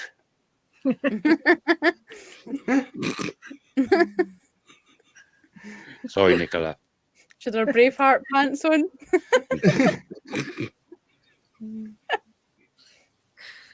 Okay. On how to connect it to like her actual belt. After that, she was stating on how she was there all night and she couldn't get her vehicle started due to the fact that now we both realized it was in neutral. She was wearing a sweatshirt, so it looked like she has been there for quite a while. What color was the sweatshirt? It was a gray sweatshirt. Gray sweatshirt. Was it dark gray or light gray? It was light gray. Okay. Yeah. Also, there was a guy there that was with her at time being. He was wearing a black San Francisco flat top ball cap facing forwards.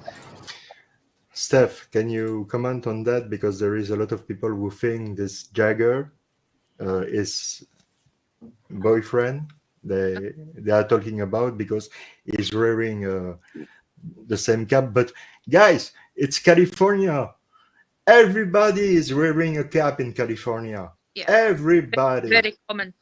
Very common. Your stuff with Jagger, his boyfriend, his ex-boyfriend, doesn't mean shit. No. Brown hair that's sticking out just a little bit on the sides. It was kind of like they were both kind of at unease is what it looked like for me, like as if either they had a crazy night or a crazy day. Yeah. Crazy. Or there's something going on I couldn't know, and at the time I didn't realize what was going on. But other than that, he was a thinner built guy is the best way I could put it, with a bro tank, and it was white bro tank. He had some freckles on his face, or maybe it was acne or whatnot, but it was on both sides of his face. He was also a little bit shorter than me, so he was a little bit shorter than me, and he will say, so I'm 6.3 inch tall. So he's a little bit, that means the guy is tall. Yeah. He was also a little bit shorter than me, so I'm 6'3". In hindsight, you're realizing all of this. When do you think that this took place? Was it before, during the day, after she disappeared? To be honest with you, it's either right after she disappeared or right before she disappeared. But it was around noonish, 11 o'clock in the morning when I got out to her. During that period of time, after the period, I told her that I was going to leave and I hope you have a great day. Vehicle, I told her to keep it running for a couple of hours to obviously make sure everything's working good on the vehicle, charging system wise. At that point in time, then I left, and then a week later is when I saw at a coffee shop that she was gone. You saw this on a flyer or something? Yeah, but then everything spiraled out of control.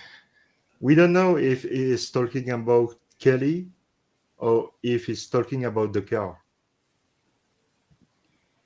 Because he say, I recognize her, but we don't know if he's talking about Kiely or her car. Yeah. We don't know that. He don't. So, yeah. And I got in contact with the detective and tried to do everything I could. That's the picture released by the law enforcement. The night she was missing, she was captured on camera in a shop, and this is what she was allegedly dressed during Wearing a belt, eh? the party. And yeah, there is the belt we are talking about. And Yeah. the thing is, and Steph, you can comment. Sammy, a friend, stayed. Then that's exactly what she was wearing. It's pitch black. It's dark night. How can you say that that's exactly what she was wearing? And she claimed they were together almost all the night.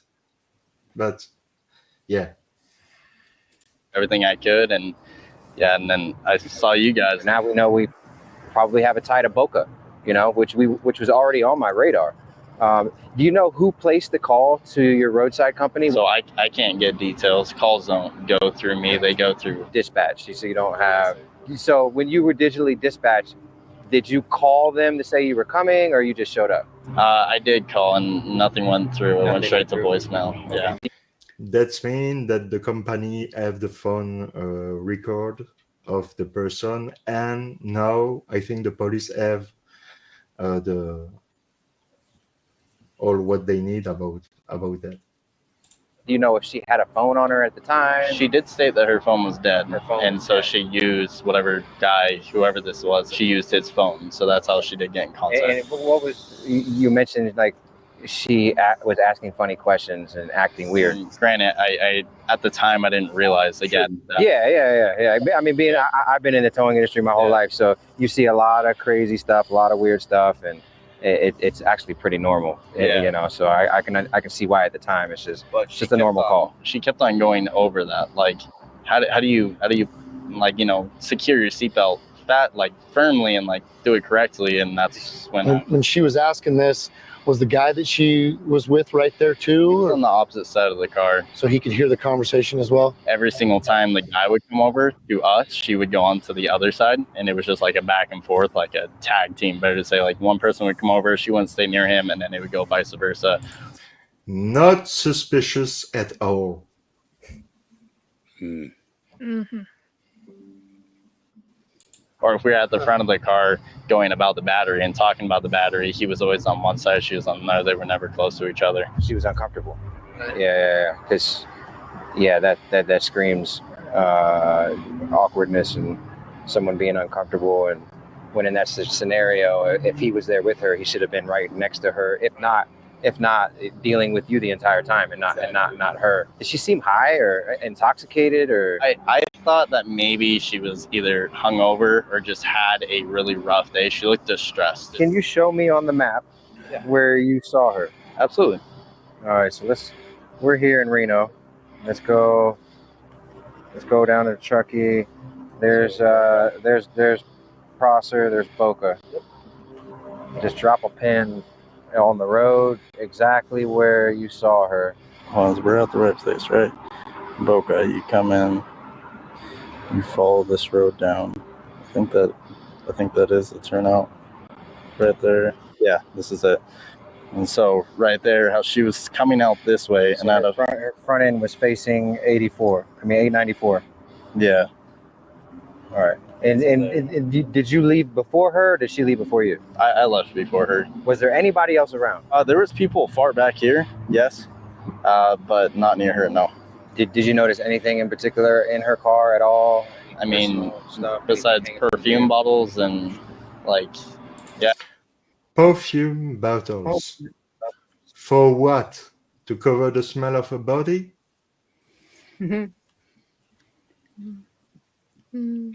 Just ask the question. Actually, there was a perfume bottle that was in the center console, and that was all that I recall, to be honest. Did she have anything on her keys at all? I don't remember. Did you say that you guys have cameras that could possibly get some sort of facial recognition on? Yeah, so we do indeed. We have cameras facing front and rear of our vehicles, as well as that we do have audio, so we can pick up audio from inside and outside of the truck. So we did have that, and I'm guaranteed, my vehicle is facing directly towards hers, and that's how I normally do it for my protection. What's the window you're giving us of when this happened? Either Friday, Saturday, or Sunday, I believe. Because the weekends I usually cover Truckee, and that Friday I also worked in Truckee, so yeah. If you were to make a bet on what day it was, what would you say? I mean, when I was looking back under my GPS, under my phone and where I've been, I was there both Saturday and Sunday. It was confirmed that it was on Saturday. So I'm going to stop here. Yeah, Steph, your thought about that? Yeah. So it was confirmed on the Saturday. So if you take it that it was Kiely in Kiely's car, then Kiely must have been alive after. After. Missing. Yep. Yeah. Which doesn't make sense. No, because why would she not have got in touch with her parents to let them know she's okay? She Yeah. could have walked back.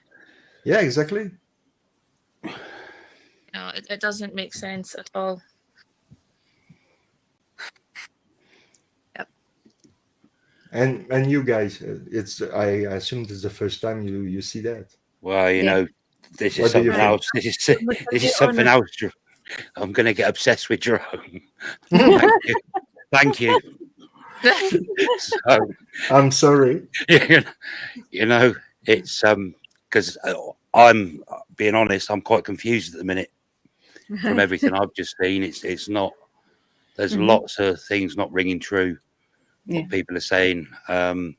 So literally, I will literally come off here tonight and be headlong into that. Go down the rabbit. And I'll be hearing all about it. Yeah. Oh, it's. Mm. I'll let you go down the rabbit holes. That's really a crazy story, and like I said, there is this stuff on YouTube with Tony Dodge, Xana May, and Ryan Upchurch. But I mean, Ryan Upchurch is not involved, but he points the finger on somebody maybe involved. So, and they are looking like really suspicious. I don't want to say anything wrong or anything bad, but I don't know. Steph, do you have seen the video with Tony Dodge and Xana May? I've seen bits and pieces. It's mostly what Ryan Upchurch puts on his channel. Yeah.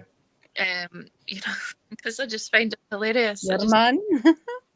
Honestly, I just find the guy so funny. Because it's really passionate, really, and but it's true. It's not funny. Excellent. The subject is not funny, but it's just no, because we are talking about a little girl, and of course, it's not funny, but it's just the way that he brings it over. Yeah.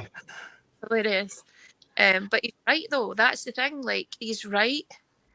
You know, and so many people were like, "Oh, he's crazy. He's doing this, he's doing that," and it's like, no, wait a minute. Like, he said something. This is why I started going, no, this guy's actually on something. Yeah. And it was quite simple what he said. He said, from when Kiely was missing, the family and friends were all on telly, all, you know, banded together, very vocal. And then as soon as she was found, they either went silent or they had a go at the people who found her. So he was like, oh, so when she's not found, everyone's not mad, and when she's found, everyone's mad. And I was like, bang on. That's exactly the case. And why? Yeah. And I mean, I'm really sorry for his family, but his mom was really pissed off again. What we are doing now, for example, and against the social media, and she was really glad to have, because she, in one interview, she say thank you to our friend, of our media friend, and thank you to the police and blah blah blah. But the guy we have discovered, Kiely, it's adventure of purpose. She never mentioned it. Never. I know. Never.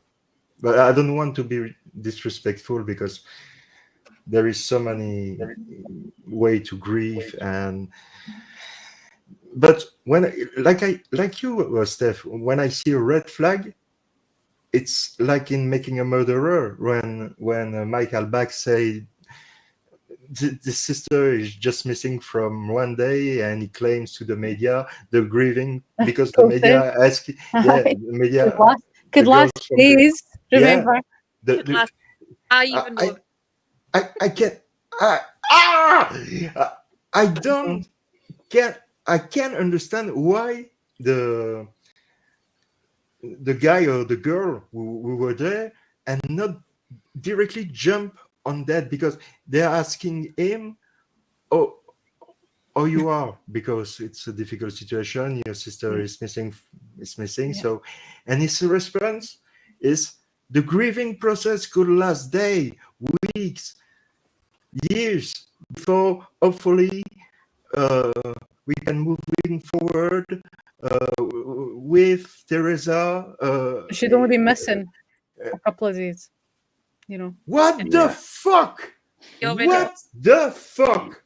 And why was it never picked up? When you look at that interview with Michael Bach? Ian Huntley one, no, but the Ian Huntley one. Remember I did that video? Yeah. Oh yeah. And how Maxine Carr had said, you know, how she was. That's how she was. About the wee girl. Yeah. Using the past tense and using you know why it was never. That's how he was caught. Mm-hmm. Yeah. And in this situation, no, and No. it's and you, when you ask the question, hey, it's not a red flag right there. Mhm. Everybody goes on you. Don't touch to the family. Don't touch to the friend. We understand that as well. Yeah, we understand, and we respect everyone. But when there is something weird, there is something fucking weird. There is something fucking weird. It's a fact. And to claim to the entire world, after one day missing, his sister is missing. The grieving process could last days or weeks. She's missing, man. Yeah. She's missing. She's not dead, or you know something we don't know. Aye, that's it. That's what I figure out. Yeah. Oh, I'm completely dumb. I don't know, but yeah. What the fuck? Well, the thing that always bothered me was why, you know, Ryan Hilligus was her ex-boyfriend, right? Yeah. Why was he sleeping in her bed when she was missing? You know, he went I to don't sleep know. in the house and slept in her bed. That's completely crazy because Did he know she wasn't coming back as well? No, You know? I think It's a weird so. thing that to go sleeping in her bed, even though it was his pal that stayed at the house and all that. But you know, it's like just weird to go and sleep in your ex's from bed when day she's away. one. From day one, I say about this case, Ryan Hilligas and Scott Blodom look like guilty as hell, like Michael Bach. Yeah. I don't Good say question that. to answer. Yeah. And for now, everybody knows that everybody has their eyes on Bobby Dassey because Yeah. Tom and Sawisky come on and say that he saw Bobby Dassey pushing a RAV4 on the morning on the 5th November when the car was discovered on every salvage yard. But excuse me, but for me, it doesn't make sense. Because if it's the case and Bobby is the killer, explain me how Ryan can have Teresa day planner with his handwriting from the third, from the 31, excuse me, when she is missing. Yeah. How can he have day this planner that had been in fucking the day car? planner? Yep. Yeah, exactly. He was in the car. Yeah, I was going to mention that. That was one of the big points. Yeah. Big, you know, that's, you know, and I won't, you know, the other one for me was the setup, for the setup side of things, the keys. Oh, yeah. Come on. And the blood. Yeah. You know, how many Everything, times? the key, the blood, the... Yeah. Everything. And Ken Kratz saying even, you know, both, I can't mind the words he said, but, you know, basically. Even if the key was planted, it doesn't matter. Yeah. It doesn't matter. Yeah. What? Yeah. Yeah. That's the DA saying that. By guys that weren't even supposed to be involved, Yes. you know, Conflict or, of interest. Yep. or entering the so-called crime scene. Yep. Yeah. That's crazy, and it is her ex-boyfriend, and she is sleeping in her house after her disappearance. Her And bed, not just he's her house, never, her bed. yeah. He's never questioned, never.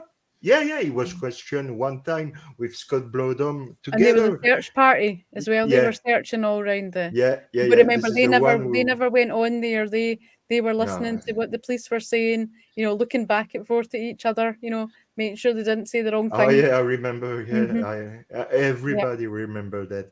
And so for me, it doesn't make sense that with Palm of God finding the car in 20 minutes on the 40-acre of the Avery Salford Yard, if Bobby Dassey is involved, what Bobby Dassey have called Palmson to say, hey, go look there. No. It was Ryan Illegas to give her a map, who was never provided in camera. court, and a camera. He borrowed her a camera. Remember Jerry Butin, instead of saying lent, he said, and I borrowed her a camera. And Jerry Butin. Yeah, you lent her a camera. Yeah, I always love that bit. It's mind-blowing. Yeah. Guys, I'm going to have to shoot. I know, I was just going to say as well, I'm falling asleep. Yeah, I'm sorry. Don't want to be that's like already 2 hours and a half. I know. I'm sorry. It's been great, It's really Jerome, long. though. It's been great. Oh, Barbara but yeah, sends her but apologies because her mic stopped working, so she had to leave. Oh, that's a wee shame. No, But yeah, I'm I'll going. need to go to Jerome. Yeah, but I'm going to shut up and let you say what you want to say, because Up yours. Angela, start first. Get up, you. Yeah. Angie, go ahead. Just saying to What's say the cheerio. name? He's just wanting you to say cheerio, No, whatever no. you want to say. Yeah. All right. It was nice meeting you. Oh yeah, it was Nice really, meeting you. really Speak to you nice soon, too. Ian, hopefully. And I really was a good hope to have you again on the channel to talk about whatever case you want to talk about, or whatever subject you want to talk about. I was brave enough the night. I was messaging You did Sharon and great. I'm going, don't you throw me under the bus. I swear it, don't you throw me under the bus. And did we? Did we? No. No, we you didn't. didn't. See? Exactly. But a big up to Angela, to Matt, to Steph, to Sharon. Really, Barbara and Nicola as well for coming on and too. for Nicola, thank you very Barbara. much. Yep. And Barbara, Yep. it was Did absolutely we forget amazing anybody? to have you guys. No, I don't think so. Yeah, I know we've sort of crossed and chit chatted about all sorts tonight, but it'd be great to come on and maybe one night just talk about Luke, or one night talk about the West Memphis 3, or whatever it is. And Yeah. really, Absolutely, because it's really important to continue to talk about their name and to try to get justice for them. yeah, 100%. But That's what we do. Oh, don't thanks me. It's Thank you. Shush. It's left me a lot to go and have a nosy into now as well. I'm like left. That's it. Keep you busy. Start off, if it's Kiely Rodni you're going to look into, start off with the AWP video where they found her. Start there. Will you send her over the link, Steph, to the I'll ones send that you the know? link. Yep, no problem. This is the video Yeah, I no was worries. sharing with you, and I'm going to Steph share with knows you. the ones. Steph knows what ones it is, Jerome. So don't, unless you send it to Steph, then I'll be like, ping, ping. It's in the private chat. Brilliant. Oh, aye. All right. But yeah, but they might not be able to get it for there. So if you can, you can, but if you can't, I'll find it for you. I'm an AWP member of their subscription. Yeah. Oh, by the way, those guys though, like, They are amazing. I was so offended that they got like so much. It Flack. wasn't so much hate, but they got flack, and they shouldn't have. You know. Yeah. So. No, because they are really professional. They know how to proceed when they recover a car, and the police ask them to left directly. And Doug said then if it was him, he will not do the same that the police have done to to get off the car of the water, because they've lose evidence, they've maybe destroy evidence. So there is something's going on. There is something's going on there with Well, this. It's there's another YouTuber actually, Christina Randall. She's really good, and she's done a few videos. yeah. I know her. She was sadly in prison when she was younger, and now she makes video to help people and talking about a lot of subjects. Yeah. She's excellent. She's amazing. I've been subscribed to her for ages, and then she started Yeah, me doing too. videos on Kiely, and she's very. I She saw. sees things that other people don't see as well, so you should watch her videos as well, guys. Christina Randall, I'll send you them as well. Yeah, They're really good. Christina Thank you, Randall, Jerome. excellent. Right, Jerome, I better go. So nice meet. Yeah, I'll say bye, okay. everybody. Thank you, Bye. Sharon. Good to meet you. Bye. Bye-bye. Nice to meet you all. Bye. Thank you, Thanks, Matt. guys. Bye. Bye. See ya. And for And I don't know everybody how to turn else, my mic off. ah, I don't know Oh, how to don't- turn that. Right, there we go. don't worry. Bye, Angela. No, I'll push my camera. Bye, Angie. Right, so, Jerome. I'll say bye bye as well if you want. yeah. Okay. Go Okay. ahead. Thanks for having me. Oh, it's always a pleasure. Always. Bye bye. Thank you very much. Bye, Steph. I'm going to make just some quick announcement for the future. What a head I have. A shitty head. I'm going to have Miss Casey Oliver on interview for whatever she wants to tell us about. She decide. But it will be great to have Mama Phoenix on my channel. For me, it's a gift. I have started to watching her video since the first day. So I miss her video. I miss her. Mama, you were great. You're still great. And this old folks, it missed me a lot. So I will have Mr. Ned Dehaan from BBOR, Black Box Online Radio. I will have him to his own interview, because Ned is really, really knowledgeable and so intelligent and so clever on a lot of cases. If you don't have so already, please subscribe to his channel, BBOR, Black Box Online Radio. Ned Dehaan, my friend, my pal. I mean, he do an amazing job. And it's not just one video per year like me. No, he's working all the time. He's really passionate. He do the job so well. I mean, the guy is my guy. Really. I'm in love with him. No, I'm kidding. But I really appreciate him. He is really amazing. He have write a book named Killer on a White Horse. It's a novel inspired by the Zodiac Killer and the Manson family. And it's a great read. It's a quick read, but it's a great read. It's a great book. And I hope to have some new contents to share with you soon.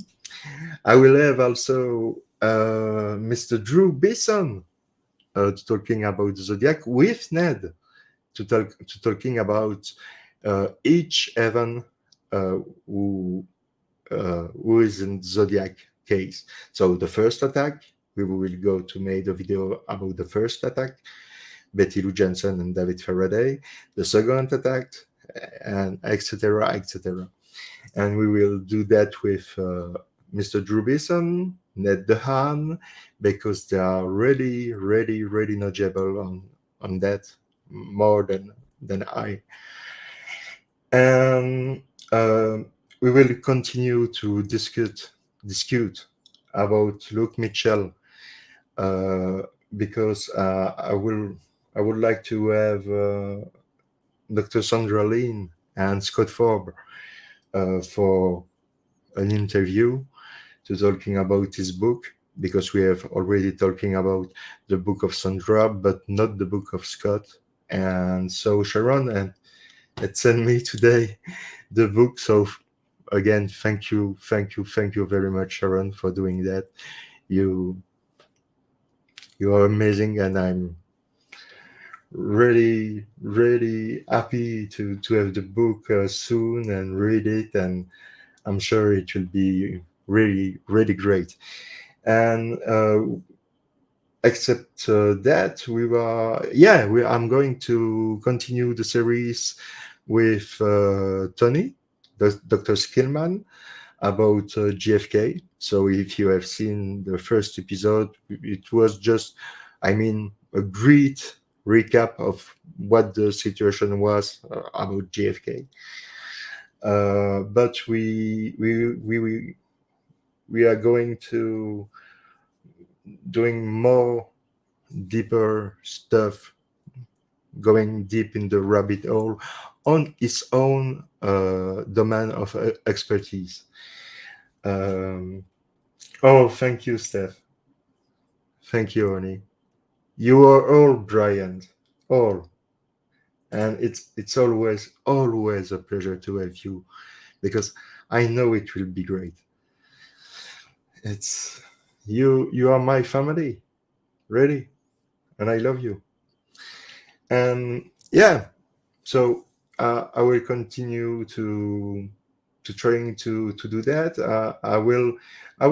We will do another video with Kiely Rodni about Kiely Rodni case with Steph. I hope if she is available, she's really welcome. And with Jason Milbilly, because I think he knows a lot about the case too. So it will be really great to have him to speak about the case. And I think for now that's all. That's already a lot. But thank you very much to have been here tonight with us, to have listened what we were saying. Excuse my language if I was sometimes too incorrect, but I'm passionate too, so sometimes I'm enraged when I see injustice, and because that's the way I am. That's the way I am.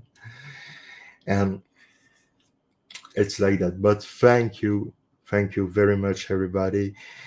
Please stay safe. Try to. I know it's not a good time for now for anyone, because there is a lot of shit everywhere for everybody. The world is fucked up. We try to do our best to change that, but it's not always easy. And sometimes it's depressing. You see what I mean? You want to give up, but you never give up. Never. I never give up. I will never give up. And it will be great too to continue to talk about Making a Murderer. But the stuff is, and I'm going to tell you the truth, guys. The community you have known before is that the day Richard passed away. I'm sorry if it's hurt you, but it's the truth. There is no community anymore. It's over. There is full play. We continue to do what they do, and that's great. We have Milbilly. We continue what he do, a super investigator. We have Becca talking about Brandon, but that's all. That's all. I don't call that a community anymore. Everybody was disappointed about a lot of things. a lot of drama, a lot of toxic people, because in any community you have a lot of toxic people. Sadly, it's like that. But like Jerome Buting say, c'est la vie. What do you want? It's a private joke between me and Jerome Buting. C'est la vie. I hope to have Jerome Buting on this channel. I'm in touch with him, and I don't want to have him here on this channel to talk about making a murderer or anything related to that. I want to have him to talk about him. Who is Jerome Buting? I want to know more about you, Jerry. Where are you from? What is the style of music do you like? What's your hobby? What's you see the kind of stuff. It's not hard to do. It's just an interview about you. It's nothing related with making a murderer. I promise. I'm not this kind of guy who pretend something and after do the opposite. Nope. Never. So again, thank you, because you guys are really great and you never give up. It's amazing. It amazes me all the time when I see that people don't give up and continue the fight for justice, and it's you who represent the most what we are doing now. I'm doing that not from me. It's not about me. I don't care about me. I don't care about this channel. If I had 200 subscribers, 3,000, I don't care. I don't care about the likes. I will never monetize my channel. I will never open a super chat to have money, or never. It's blood money when you try to do money with true crime story. And it's just my opinion, it's just me. It's my opinion. I don't want to make money on you guys. Keep your money, because everything is fucked up. So keep your money, please. Yeah. So it was really not pleasant, really, to talk about all these subjects tonight, because this is sad subject. Kiely, Rodni, Luke Mitchell, Brandon, Steve, and again a lot the Westman Fitri, Damian Nichols, Jesse Miss Kelly, and I mean, it's not pleasant to talking about that, but it made contents to people who are passionate and want justice for the victim. That's what I want. That's what I want. And once again, there is something I don't understand. And I may be stupid, but explain to me. After all this year, I've tried to contact people who known Teresa before she was dead, and nobody wants to talk. And the pretext is, even if it's not Stephen Harry or Brandon Dassey, the real killer, it will not change the fact that Teresa is gone. But it doesn't matter if the real killer it's always there and he continue to kill people. It doesn't bother you. It doesn't. No, everything's fine. Come on. Tell me that's a joke. Or maybe you are afraid to talk. It's possible too. You're maybe afraid to talk because I don't know. But if someone we have known Teresa in the past, want to come on my channel here on the French Wrecking Crew where we never speak French. I'm joking. To talk about her. And if you realize then Stephen and Brendan was not involved in that, and you want justice for her because she deserves justice, contact me, and we are going to talk about Teresa and how she was, and talking about his life, and maybe I just say maybe in the details you have, in a picture you have of her, in a story you have with her, there is maybe a detail we can bring us, oh, the lawyer, on the justice, on the real killer. That's what we want. We want the real killer behind bars. Yeah. And we don't, yeah, we fight for Stephen and Brendan because they were falsely accused. It's completely bullshit. Completely. If you think then Ken Kratz, you have read the book of Ken Kratz and you think that Ken Kratz is right, I can't do anything. But if you have read Illusion of Justice by Jeremy Buting, or The Wrecking Crew by John Ferrack, or other books about the case, or you have followed the case, and you see, yeah, there is something wrong, and Teresa deserves justice, like everyone, like you. If it happens to you, imagine, then you live near Manitowoc, or you live in Wisconsin.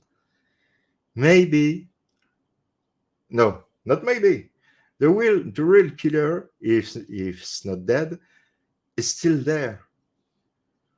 Yeah, he's still there, outside. Maybe he will go kill Rampage and kill your sister or your daughter or your mom. It doesn't bother you? I think so. So let me know.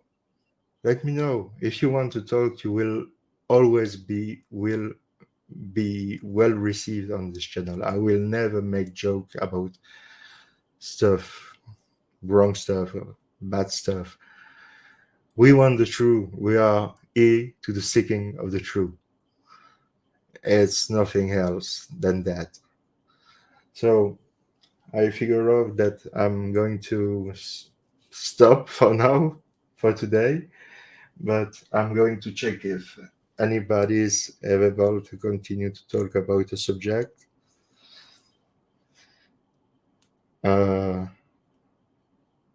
Yeah, by the way, subscribe to the YouTube channel of Sharon. It's the description below. To Millbilly's channel, excellent channel. If you want a deep dive and go in the rabbit hole, you will see he's the best researcher I know.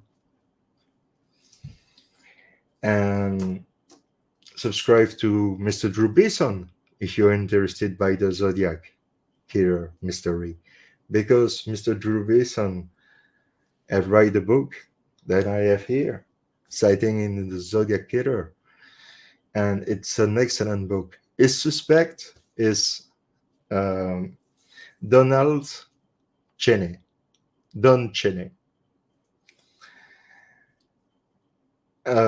I'm 99% agree with him, because for me, in my opinion, he was working, Don Cheney was working with Sandy Panzarella. And I can explain why. I will not do that today because it's late and I've told too much. But I can explain why he was working with Sandy Panzarella, and I think Sandy Panzarella was the guy on Lake Herman Road, and maybe Donald didn't know that, and that's why after he shoots Paul Stein, and that's maybe why too there is no correlation between the two first attack and after the Lake Berryessa, because I remind you the two first attack with was a gun. On Lake Berryessa it was with a knife. They were stabbed. Brian Arnell hopefully survived, but Cecilia Shepard sadly passed away. And yeah, so, but I can explain more and more about my theory, but it's just a theory. And Sandy Panzarella is passed away. Don Cheney is passed away too. But I don't care if we can prove that they were the Zodiac. For me, that's great. And I think Panzarella was writing the letter. That's why there were never a match, because it was never investigated. And why I talking about that? Because the prime suspect in this case is actually Allen. And why is the prime suspect in this case? Because Sandy Panzarella contact Armstrong, Detective Armstrong, in 1971 to tell him that he has a friend, Don Cheney. We have interesting information to tell. And that's where everything starts with Archie Allen, because the cops were not interested by Archie Allen before Sandy Panzarella called them. Right? And something I didn't mention, because it's maybe nothing. I don't know. I have asked my pal Ned Dohan if it was okay to check that. But in the Kiely Rodni case, she disappeared on August 6th, and she was last seen, let's say, at 12:30 at Lake Tahoe, right? Okay. In 1970, Donna Lass was missing on September 6th, and she was last seen around 1 p.m., 1:30 p.m., a.m. I mean, exactly 72 years after Donna. 52 years? Yeah, sorry, 52 years after the disappearance of Donna Lass. So it is possible that it's a copycat? Donna Lass and Kelly Rodney? I don't know, but I will investigate more on that. I will continue to go on Kylie Rodney and Luke Mitchell and Making a Murderer. But like I told you, the stuff is what we can talk about Making a Murderer that we have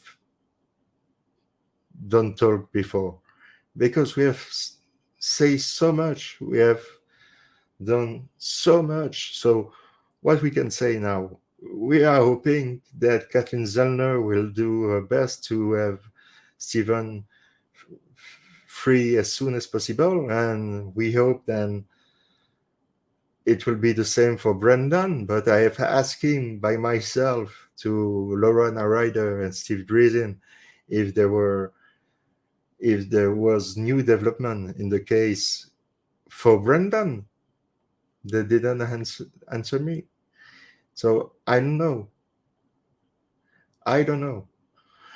For Stephen, I don't know either.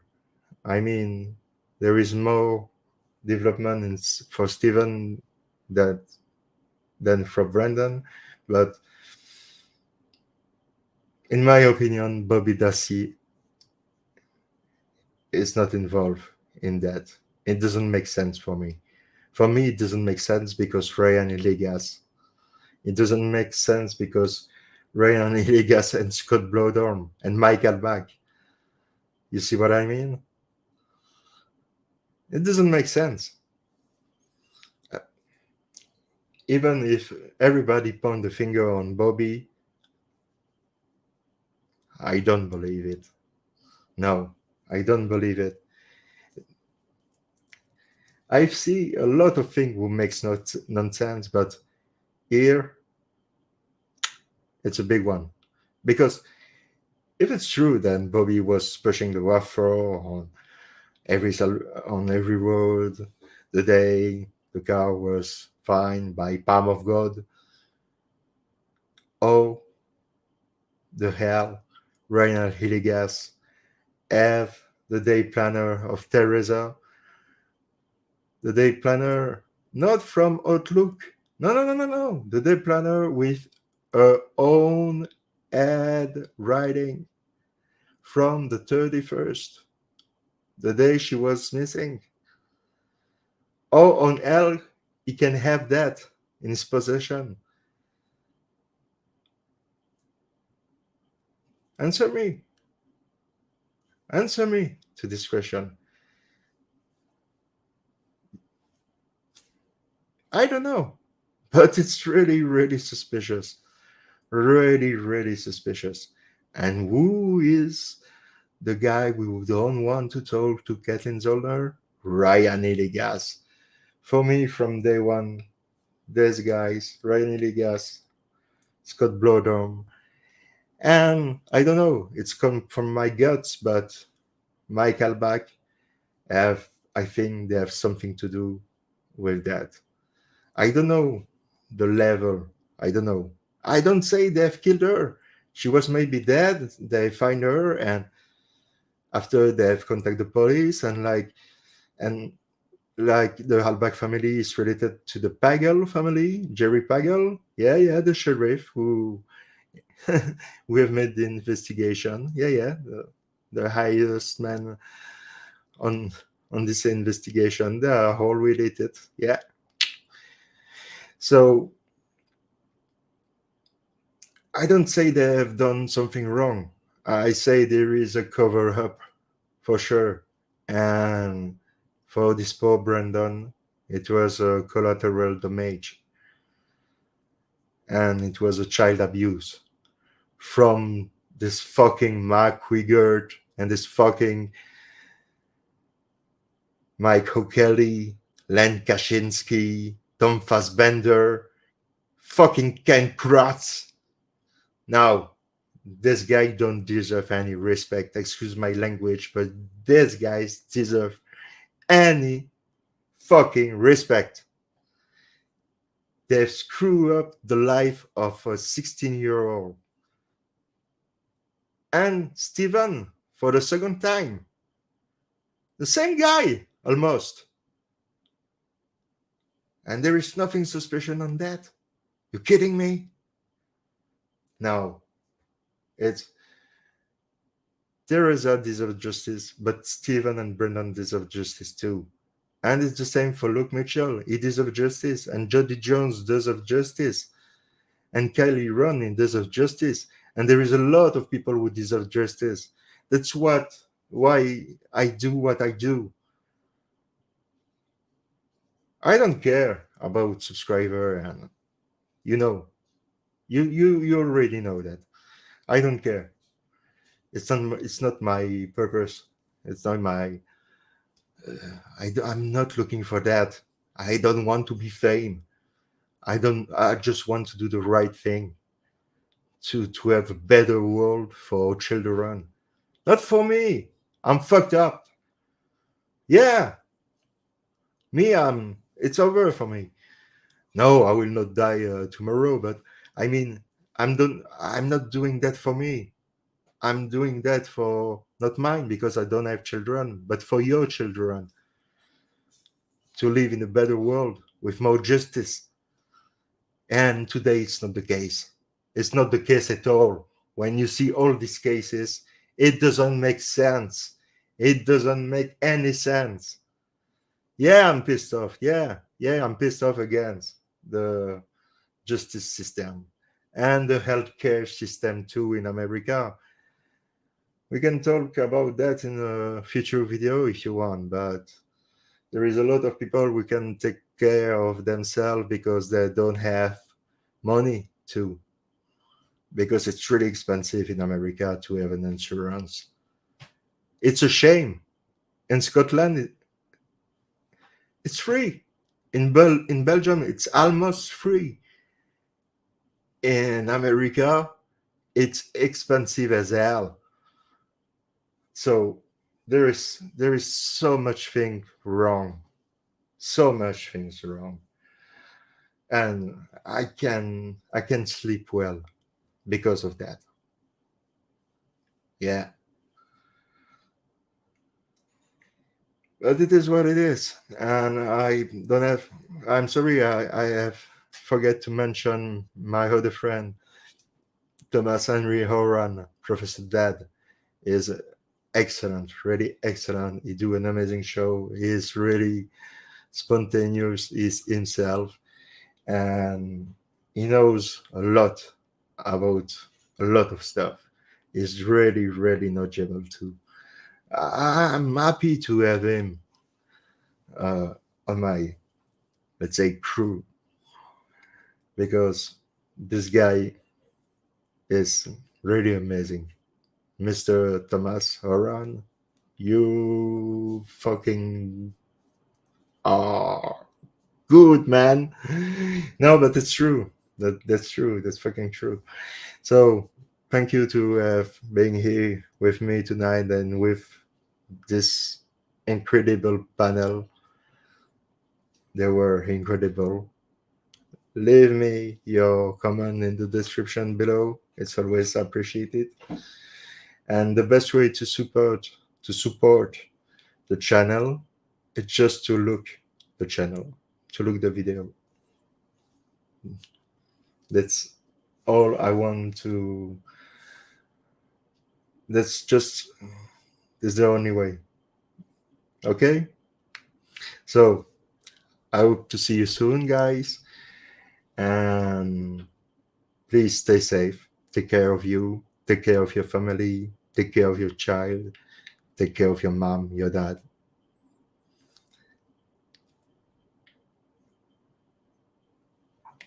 And like my buddy Richards was saying, if you don't have so not already, please subscribe. And I see you. I miss you, Rich. I miss you.